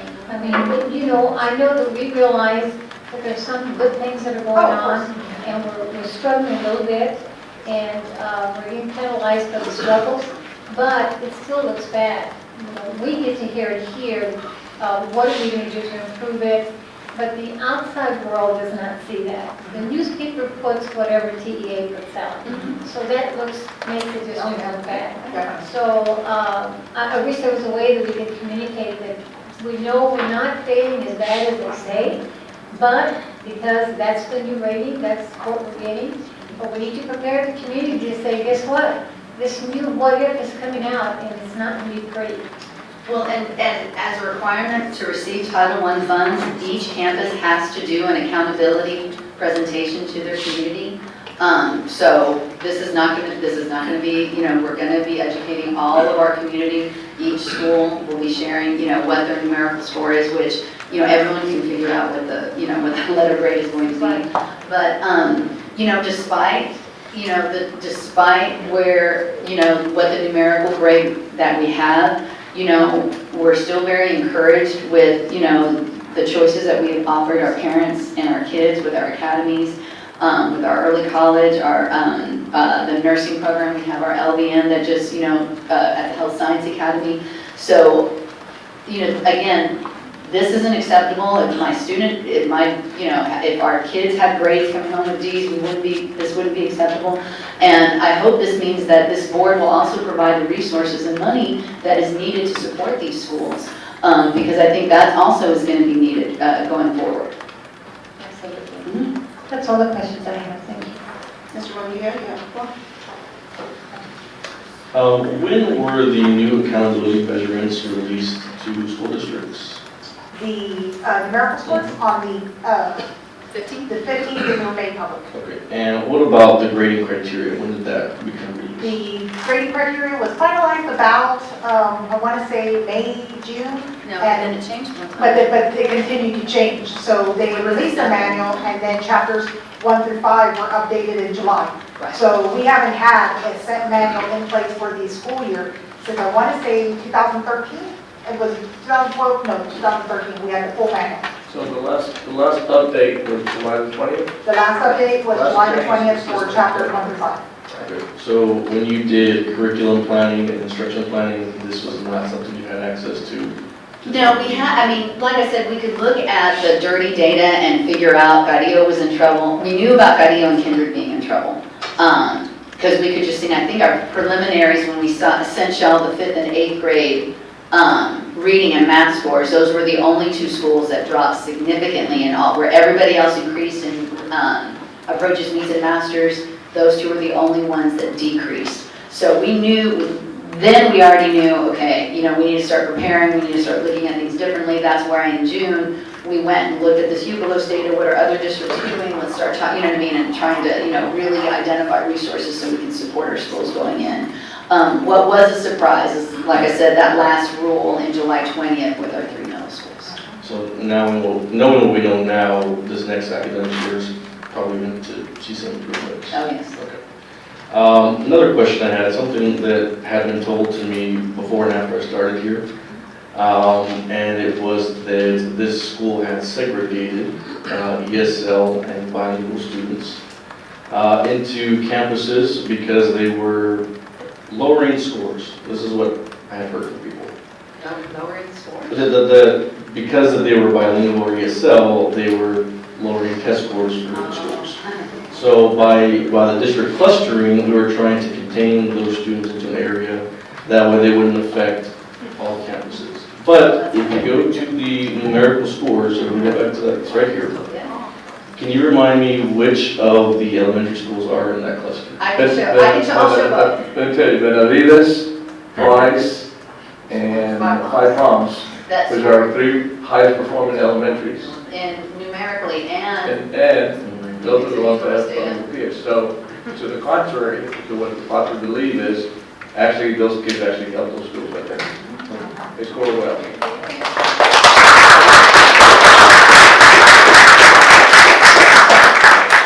So I just wanted to bring that point up and say congratulations to those teachers as well. And just one other question. What's the probability of us doing better academically with less instructional coaches? that is, Is it low or high? it will be a challenge, but it's not something that, we work at the pleasure of the board, and, we're gonna make it happen as best as we possibly can. It's hard when you see so much of the other and targeted support that other districts have. San Antonio not only has instructional coaches, they have master teachers, they have intervention specialists, they have, just a lot of support that don't report to the campus principal. That is that's district support goes out. I know Harlandale, meeting with that chief academic officer, she has several content specialists and coordinators and coaches, and someone like one of my directors, she has like 2 or 3 people that do that job. Same with Edgewood. Edgewood, I believe, has 4 instructional coaches per elementary, 2 reading, 2 math. And for 6 at the middle schools, one for each content area, an ESL coach and a special ed coach. So we have 1 per elementary, and we're sharing 3 at the elementary, and then we have 2 at each of the middle schools, and then 2 at the high school. And again, it's not something from the district, it's something that school, that each campus carves out of their 211. money, of their federal funds. So there's no doubt that the more resources and assistance and instructional aids yields better results. Absolutely. Okay, because I think if you looked at some of the districts, Northside ISD was what, B? Was Alamo Heights, what was that? An A or B? I believe they're all Bs, I think. They're all Bs, okay. Northeast on those. The only A's were the military districts. Yeah. So, I don't know that any school district north of 90 got less than a B. No, I would agree with that. I think that says a lot to the resources that they have in those school districts and us doing more with less. So I would say y'all should get a better applause than some of these other school districts because despite all that, we're doing really well. And like I said, it's our teachers and our students are the ones, I mean, I don't take one test, or it's our students that are having to bear down and really work hard, so I appreciate that, sir, thank you. And I think there's work to be done, but I think we're on the right track. So I appreciate the detailed presentation. Thank you, sir. Are there any other board members who needed the floor? I did want to mention some comments. So with this new accountability rating, so we have our baseline. So based on the scores that we've seen, we have game plan. And hearing your comments, Mrs. Castro, it shows your passion. It shows there was some disappointment, but I think from your discussion that you've dusted yourself off, you've gotten your teams together, and there's a game to play. And that game is the life of our students and their success as their students and then beyond. And so I congratulate you for just being in the position you are and owning those scores. You know, just like you said, you have reflection. You connected, you reframed it, you're acting and you're owning it. What more can we ask?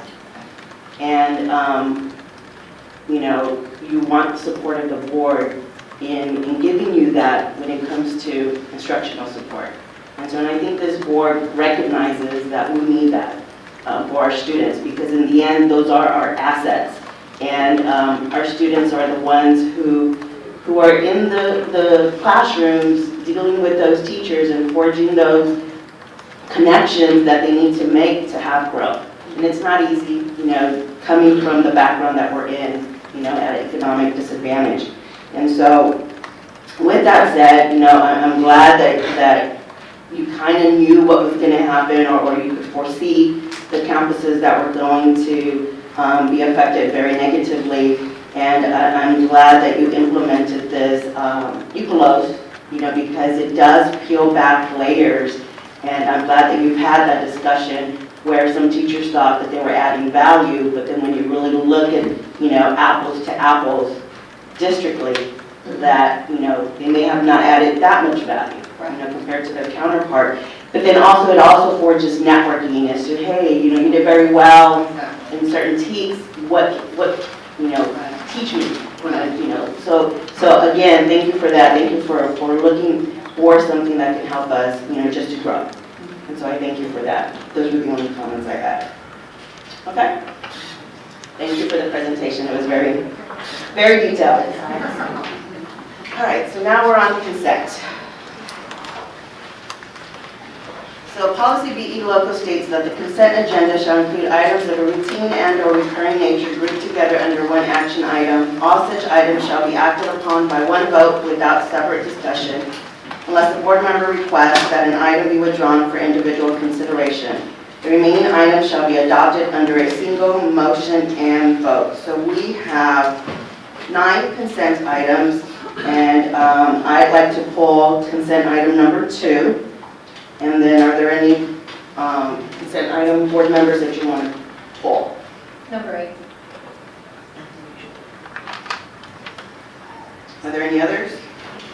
The administration pulls number 5, it will require no action. Okay. So board, I have item number 1, number 3, number 4, number 6, number 7, number 8, and number 9. Do I hear a motion? Move to approve. Motion has been made by Mr. Ibarra. Do I hear a second? Second. Professor, item 8 will actually paid 8. Yeah. Oh, I thought you didn't mention 8. No. You mentioned this part of Oh, I'm sorry. Okay, so that was number 1, number 3, number 4, number 6, number 7, and number 9. There you go. Okay. So Mr. Ibarra made a motion. Do I hear a second? Second?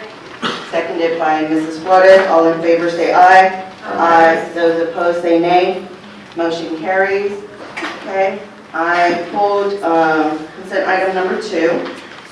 Number 2 is discussion and possible action to approve the 2018-2019 pay and compensation plan. And so I'd like to make a motion.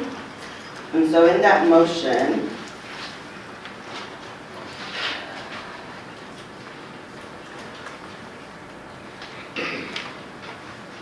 okay, so I'd like to make a motion to have a 1% salary increase for the teacher category, in addition to the step, and a 1% one-time for all other categories. That is my motion. It does not have to be seconded because it's open for discussion. So I'd like to open the discussion. The reason for the 1%, I know we had some citizens to be heard that stated that teachers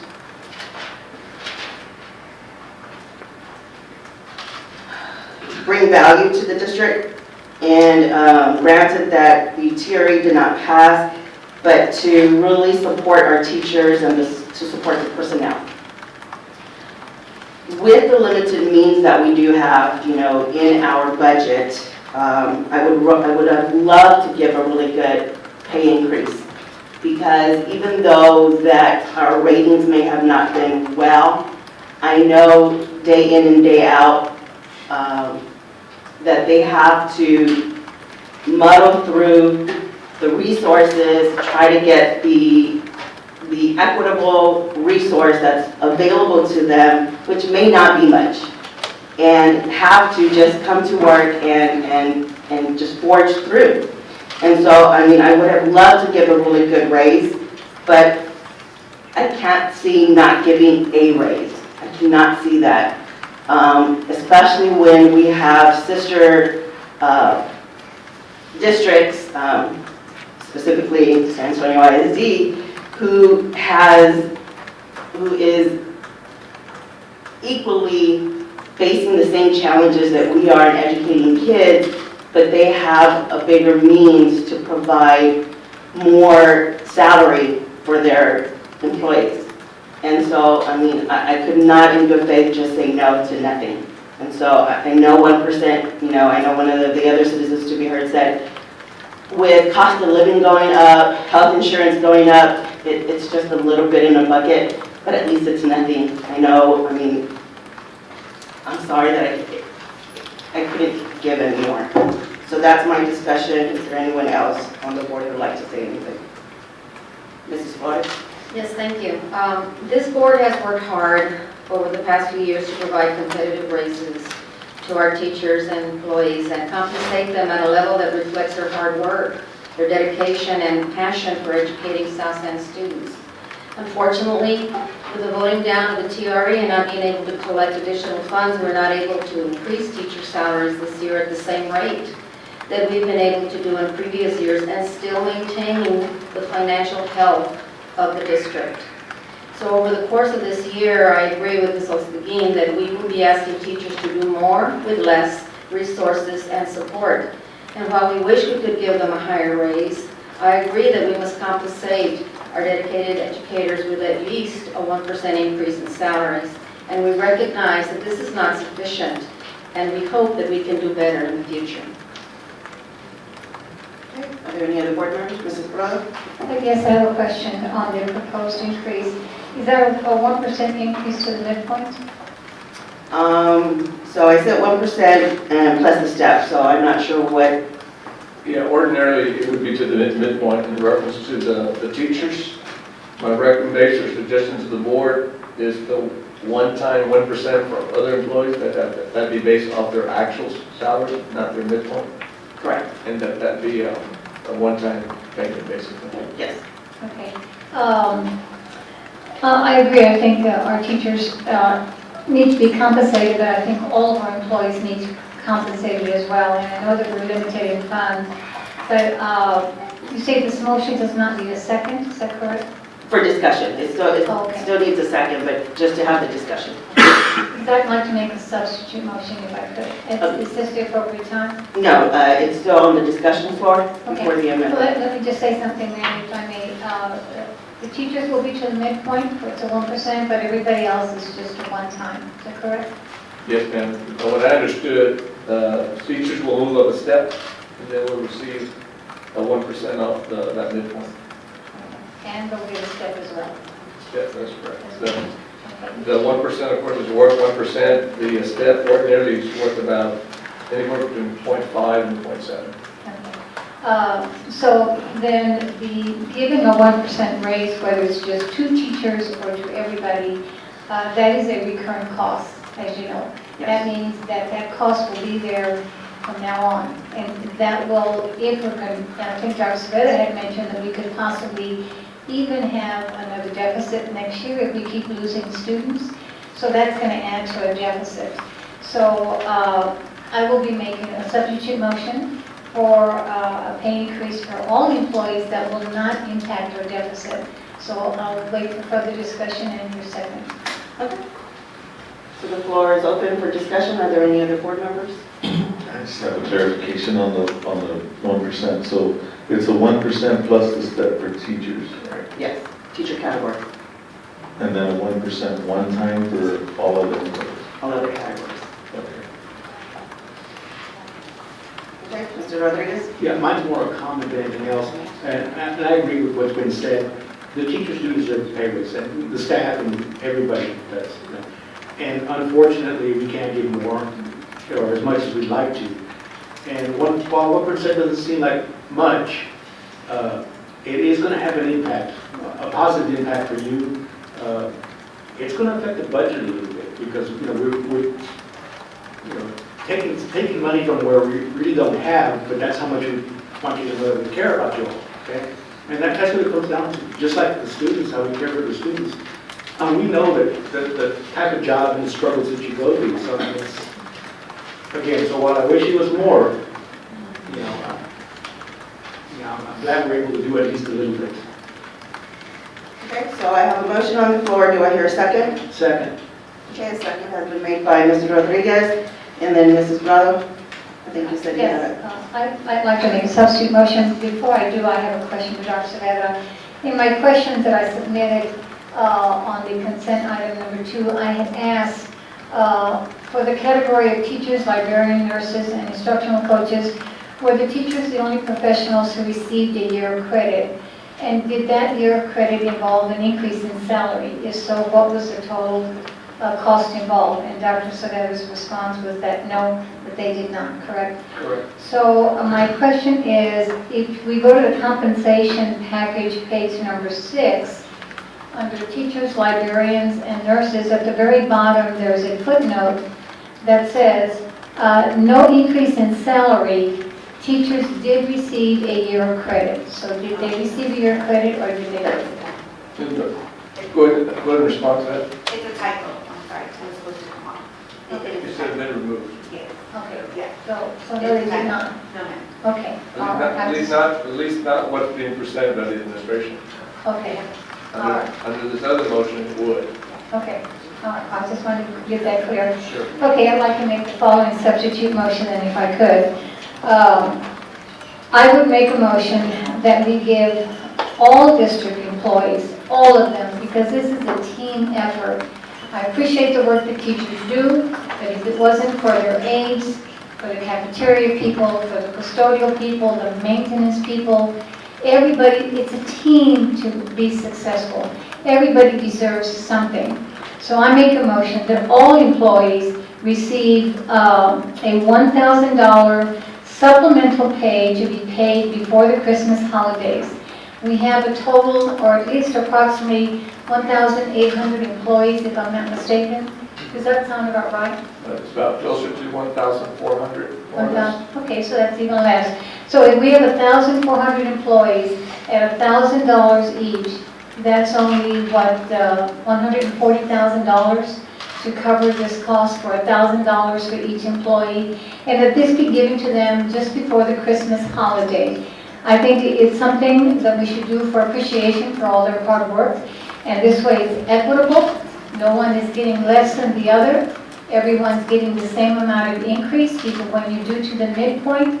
Some get more, some get less, some don't get any. So with that said, it was also done, East Central did that also. They gave a $500 increase to their employees across the board, and it's given to them during the Christmas holiday. So I think we should be equitable in our reward, and I think everyone should get the same. So that's my motion. Do I hear a second? I second. Okay, a substitute motion has been made by Mrs. Prado, seconded by Mrs. Guerra. So we're taking a vote on the substitute motion. And so those in favor say aye. And this, and just to be clear, this is just a vote to be able to substitute the motion for the original motion. Correct. Okay, so those in favor of the substitute motion say aye. Aye. Those not in favor say nay. Nay. Motion does not pass. So the motion that is on the floor is the motion to provide a 1% plus step salary increase to teachers category, and a 1% one time to all other categories. And if that 1% could be given right around the Christmas break would be ideal. It's just a recommendation. So that's the motion on the floor, made by Mrs. Oseguin, seconded by Mr. Rodriguez. All in favor say aye. Okay. Okay, go ahead. What I want to clarify is that, I know you mentioned teacher category. That includes teachers, librarians, nurses, instructional coaches. Yes, Just sir. for clarification. Yes, sir. The whole category. Motion made by Mrs. Oseguin, seconded by Mr. Rodriguez. All in favor say aye. Aye. Aye.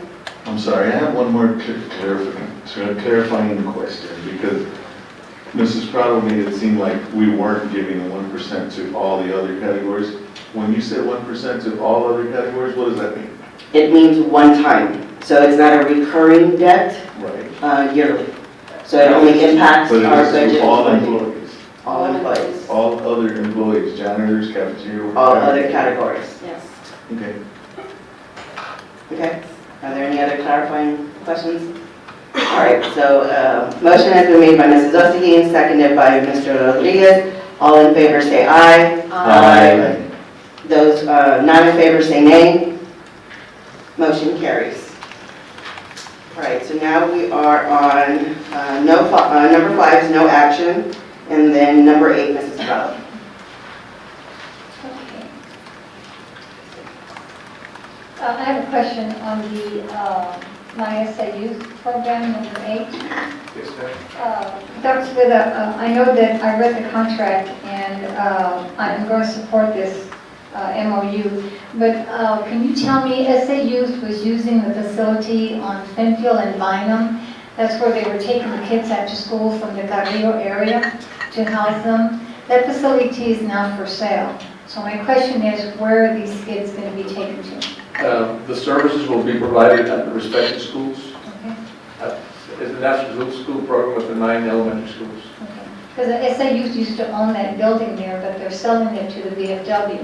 And so I was wondering, so what's going to happen? They won't ever need to use that building then?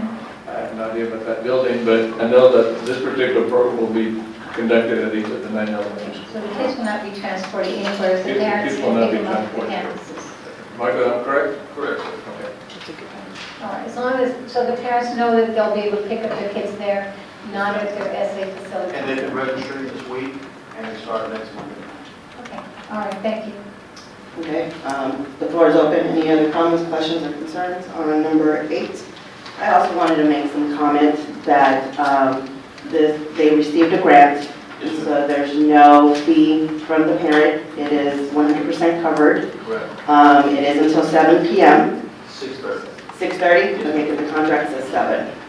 I talked to the MOU. Right, and they kind of agree with principals 6:30. Let me 100% verify. Yes, because I read that it was from 3:30 to 7, and then it was 8 hours during the summer.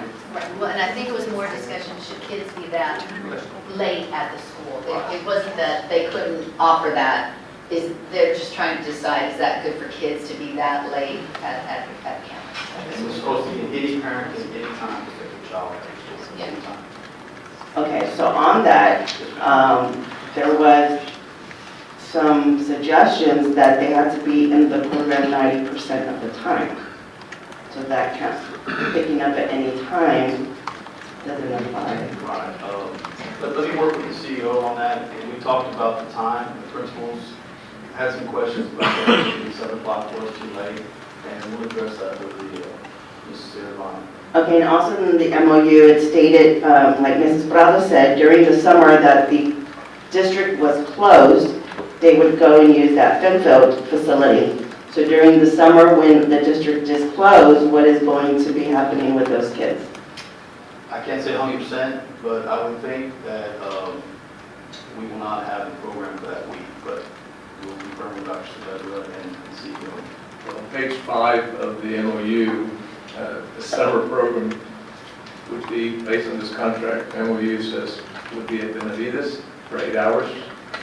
It would be at Five Palms, Hutchins, and Palo Alto, at the school locations. But does it specifically say that they would be closed for a week during the summer? Oh, closed for a week? Yeah, because the district is closed for a week, so I'm sure all campuses are off. It says June 3rd through July 26th, so we'll address that with the CEO. Even though the district may be closed, our employees are not, really not any reason for them to keep the campus open for these programs. Okay, well, we just need, get some clear clarification. If not, we need to start preparing our parents for that week. Sure, I'll speak with you. All right. Madam Chair, if I could, I have a question. Mr. Baldona, because the campuses that were mentioned that are going to be open, it does not include the area where the Cabrillo, Price, and Athens kids are. So what's going to happen to those kids? Where would they be going? So, okay, so usually SA Youth in the past, and I can kind of attest to this, they have pickups at the home campuses, and then they take you to the campus that they're at. So I know they did that for Kindred, because Kindred was not a summer program many years ago, but they made us show up between 7:30 and 7:45. They had a bus to pick up the kids and take them to the Fed Field at that time, when they were using it. So I'm sure that's probably the same process, I'm not sure. So can you confirm that with the SAUs to make sure that that is the fact, that those kids will be picked up at the campus and taken to the other side of Yeah, the well, school? yes, ma'am. I think we need to look at that, because I do agree with you that the service should be spread out throughout the district. Right. And we'll talk also with them about transportation, because clearly they can't provide it all night, but the locations ought to be pretty representative of the district. Dr. Schroeder, they did not consult on the summer sites, so we'll speak with the supervisor and tell her that we enforcement question. Okay. So, Mrs. Bradley, do I hear a motion? I make a motion that we approve item number 8. Okay, I second it. Motion has been made by Mrs. Prado, seconded by Mrs. Osterking. All in favor say aye. Aye. Those opposed say nay. Motion carries. So we're now on discussion possible action number 1. Discussion and possible action to adopt the 2018-2019 annual budget. Before we go into discussion and possible action, board, I'd like to move item number 3. Discussion and possible action to adopt the resolution declaring financial exigency for the district. And item number 4, discussion and action to approve resolution for a reduction in force due to a financial exigency. Before we go into the budget, do I have any board members that do not agree with that? I'm sorry, you're going to move them? Move them to the top. Okay, since I hear no qualms about that. So discussion number 3 says, discussion and possible action to adopt the resolution declaring financial exigency for the district. I make a motion to not to approve the resolution declaring financial exigency for the district. Second. So a motion has been made by Mrs. Osterling, seconded by Mrs. Prado. All in favor say aye. Aye. Aye. Those opposed say nay. Motion carries. Number 4, discussion and action to approve resolution for a reduction in force due to a financial exigency. I also make a motion to decline the resolution for a reduction in force due to financial exigency. Second motion.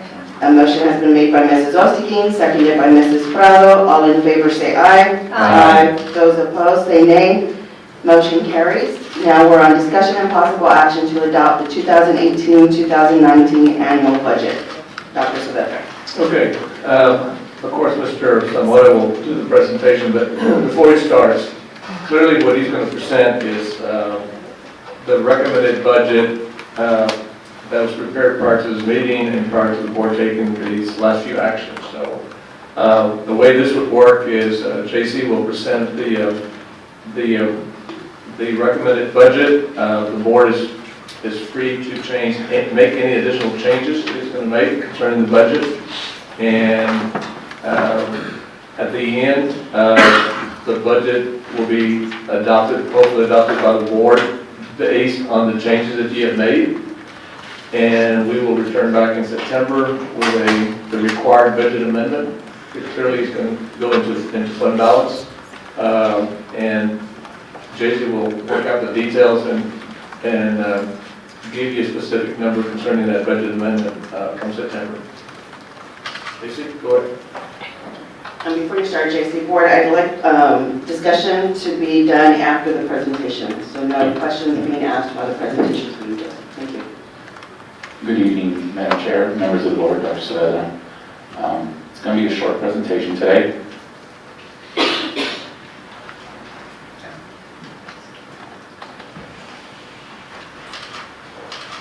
So this first slide is our projected budget summary. Our total revenues are at $71,885,399. Our total appropriations before these changes is at $73,316,005, giving us a deficit of $1,430,606. This next slide is a list of the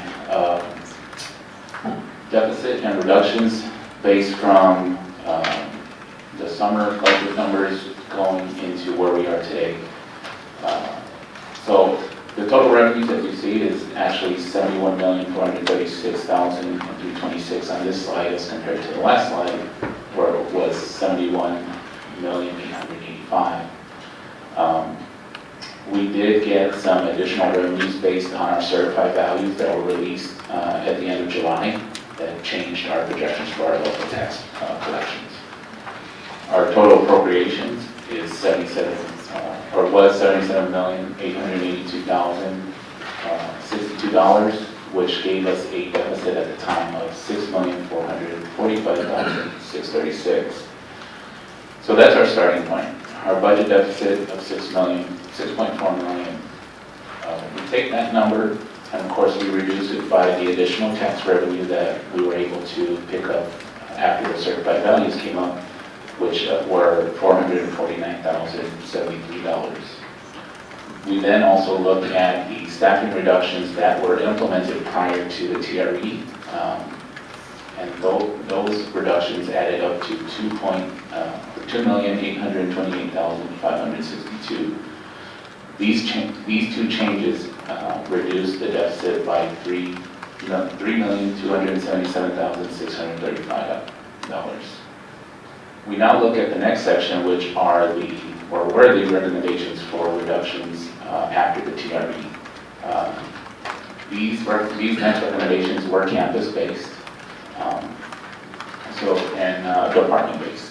So secretaries we had 2 secretary positions, 4 music teacher positions, 1 counselor, 1 librarian, 1 change of a registered nurse to an LVN, 1 reading teacher, and 5 instructional aides.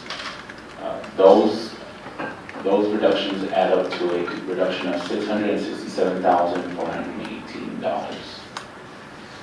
Student service reductions, we had communities in schools at $260,000, after-school programs of $75,000, for a total reduction in student services of $335,000. We also have the 10% district-wide reduction that adds up to $735,076 for a total for this section of $1,737,494.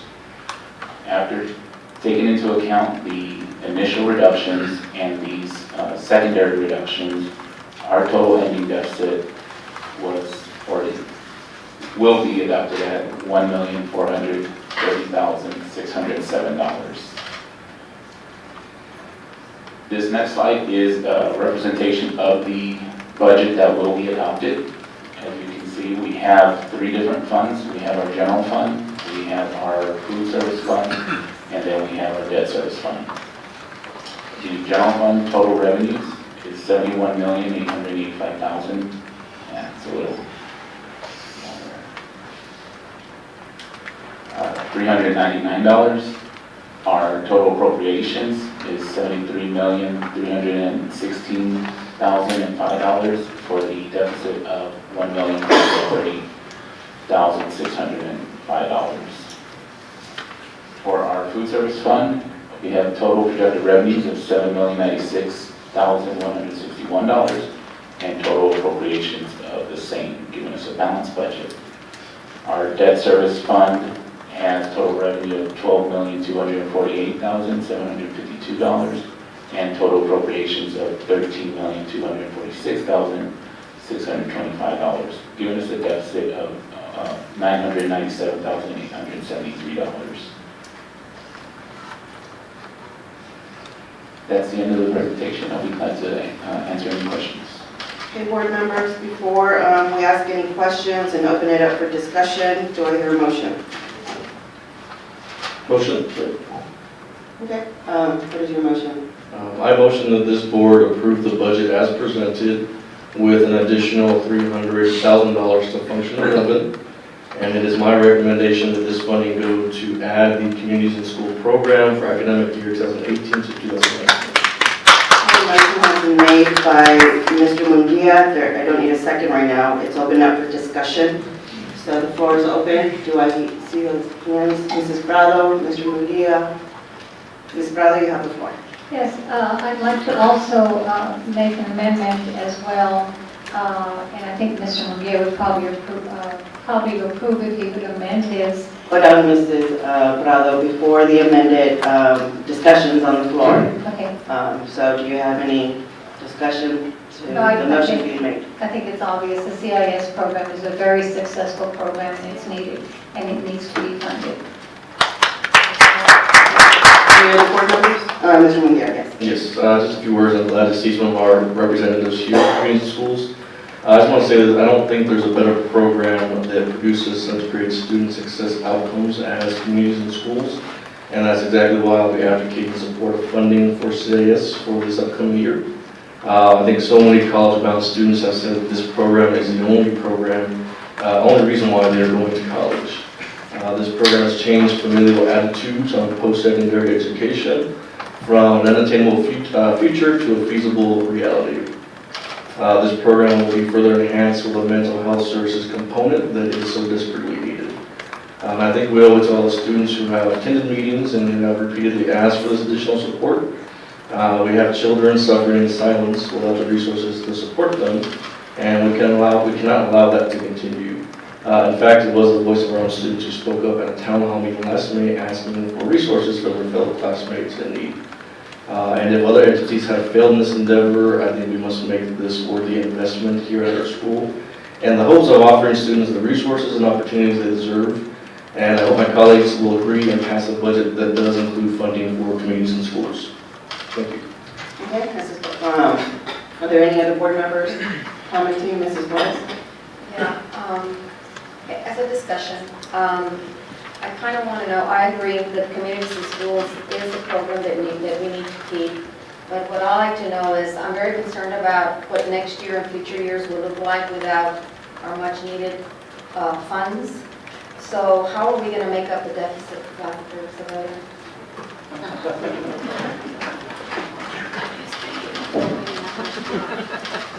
Well, first of all, we need to determine what this deficit has grown to, because clearly we started at 1.4 million. I'm estimating those raises were about 800,000. Estimating that's about puts it at about 2.2. We just did an amendment for another 300,000. That puts it at about 2.5. I mean, I might have missed something along the way, but it's generally it's going to be between 2.5, 2.8 deficit.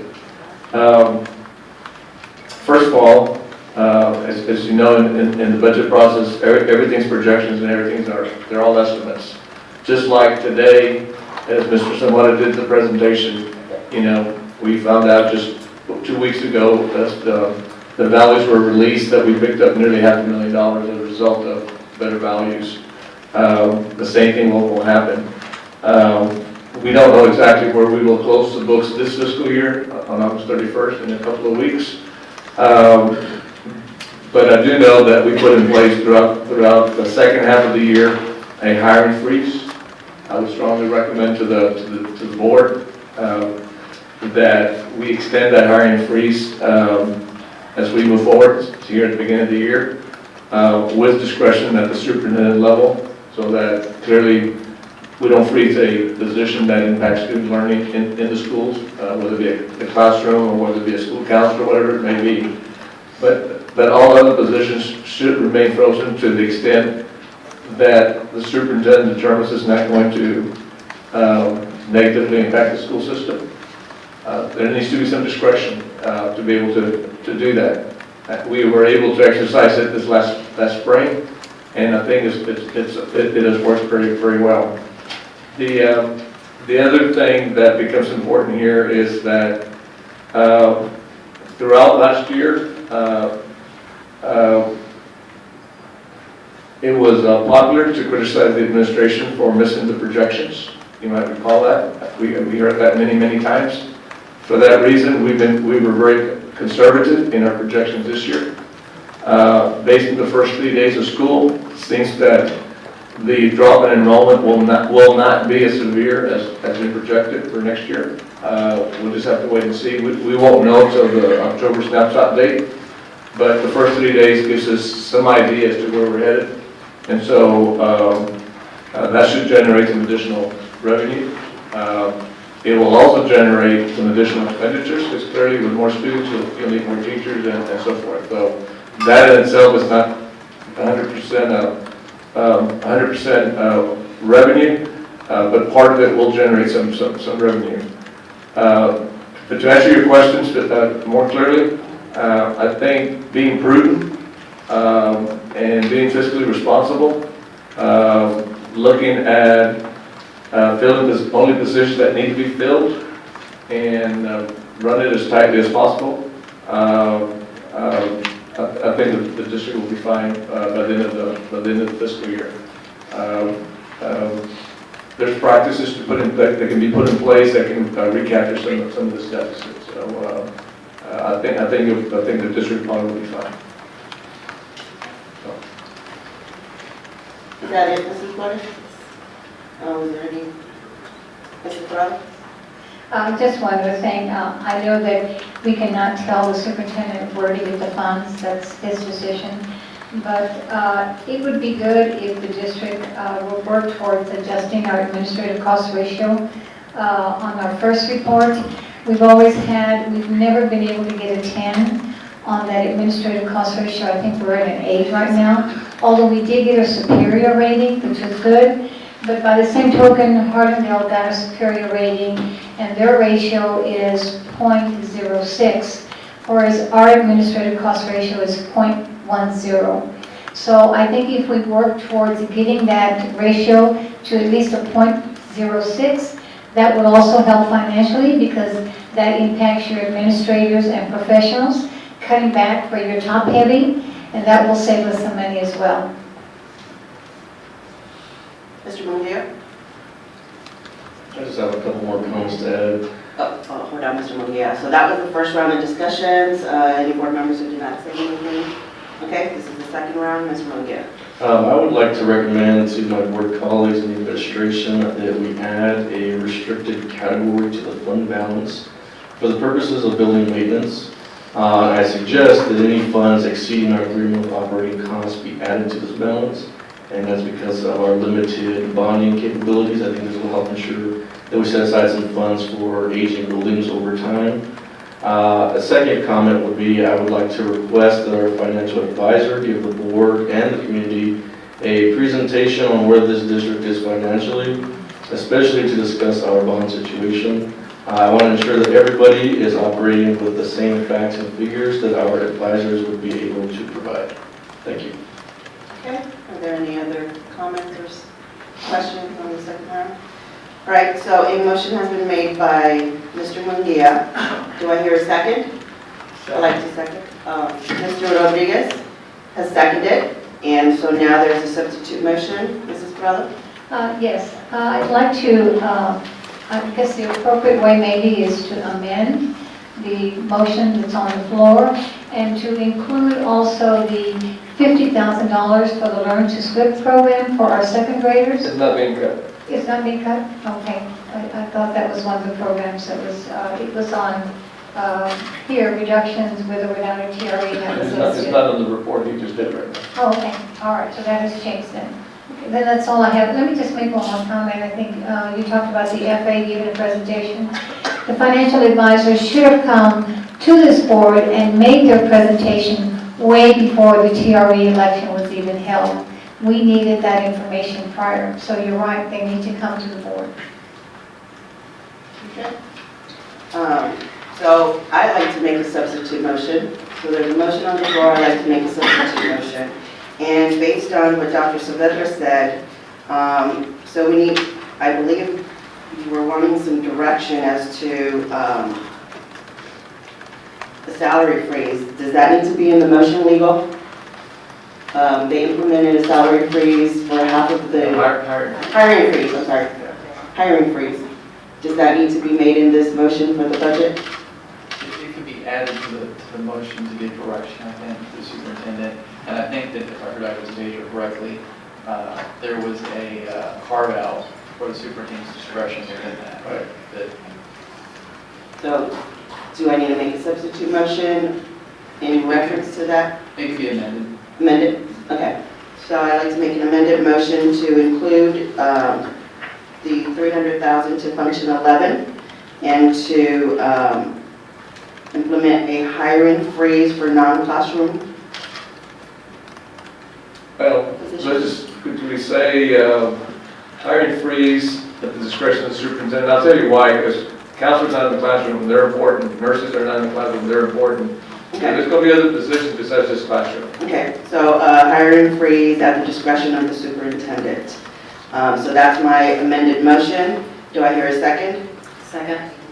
Motion has been made, an amended motion has been made by Mrs. Ostegin, seconded by Mrs. Flores. Clarification, please. Yes. I need clarification. When you were referencing, when you said non-classroom, I think you meant non-campus. No, I changed it to at the discretion of the superintendent. Oh, okay. But that's what you were intending at first, was that? Yeah, that didn't impact the classroom. Right, exactly, instruction. Okay, all right. Okay, so motion has been made by, an amended motion has been made by Mrs. Ostegin, seconded by Mrs. Flores. All in favor say aye. Aye. Those opposed say nay. Motion carries. This now is the main motion. I motion it to be main motion. Is it the same people or do I get another? Now that the board has voted to amend the motion, that is now the motion on the table. And it can be moved and seconded and voted upon. Okay, so I move to make it the main motion. It already is the main motion. Okay, So at this point, it would be moved to adopt. I move to adopt. Do I hear a second? Second.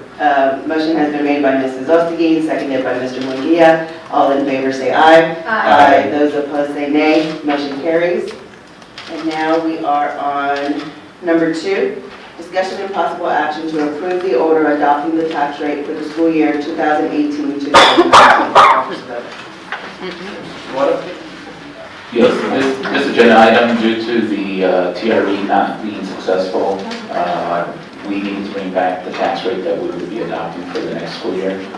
This is that resolution to adopt the dollar for the maintenance and operations, and to continue to have a tax rate of 0.4115 for the debt service, for a total tax rate of $1.4515.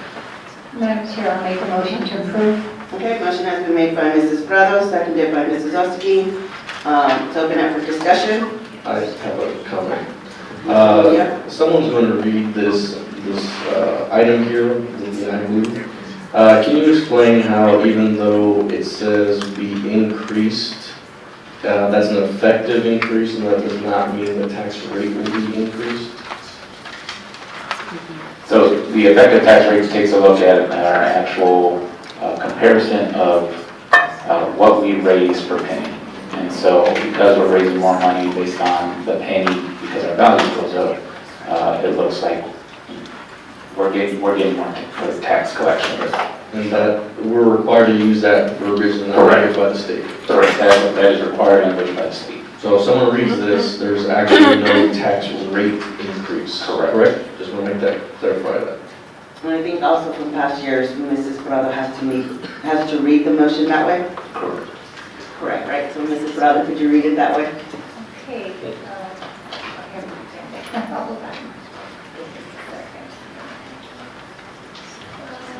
You can put it on the screen. I make a motion to approve the order adopting the tax rate for the school year 2018-2019. I'm sorry, that's not the language. Is that the one? It's in the summary page, the recommendation involved. Is that the one? I think he's trying to locate it. Number 2, just put, Yeah. just press it. Scroll down, or not that, a little higher. Higher. It's on the recommendation. Right there, recommendation. Okay. I move that the property tax rate be increased by adoption of a tax rate of 1.451500, which is effectively a 2.61% increase in the tax rate. Okay, motion has been made by Mrs. Prado, seconded by Mrs. Ostagie. All in favor say aye. Aye. Those opposed say nay. Motion carries. So now we are on number 5, discussion and possible action regarding Ruben Martinez versus South San Antonio Independent School District. I move to make a motion to approve as discussed in closed session. Seconded by Mr. Ibarra. Motion has been made by Mrs. Ostagie and seconded by Mr. Ibarra. All in favor say aye. Aye. Those opposed say nay. Motion carries. Do I hear a motion for adjournment? Motion has been made by Mrs. Flores, seconded by Mrs. Ostagie. All in favor say aye. Aye. Those opposed say nay. Motion carries, and the time is 8:58 p.m. Thank you.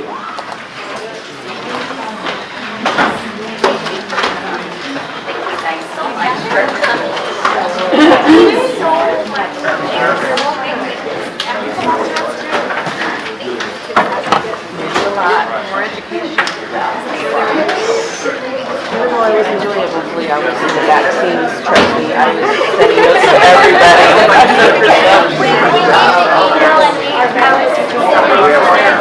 You won't be probably sorry. Thank you. Yeah, I was like, I gotta put that there, Mom. I was something about it. I don't want to catch it. No, I was like,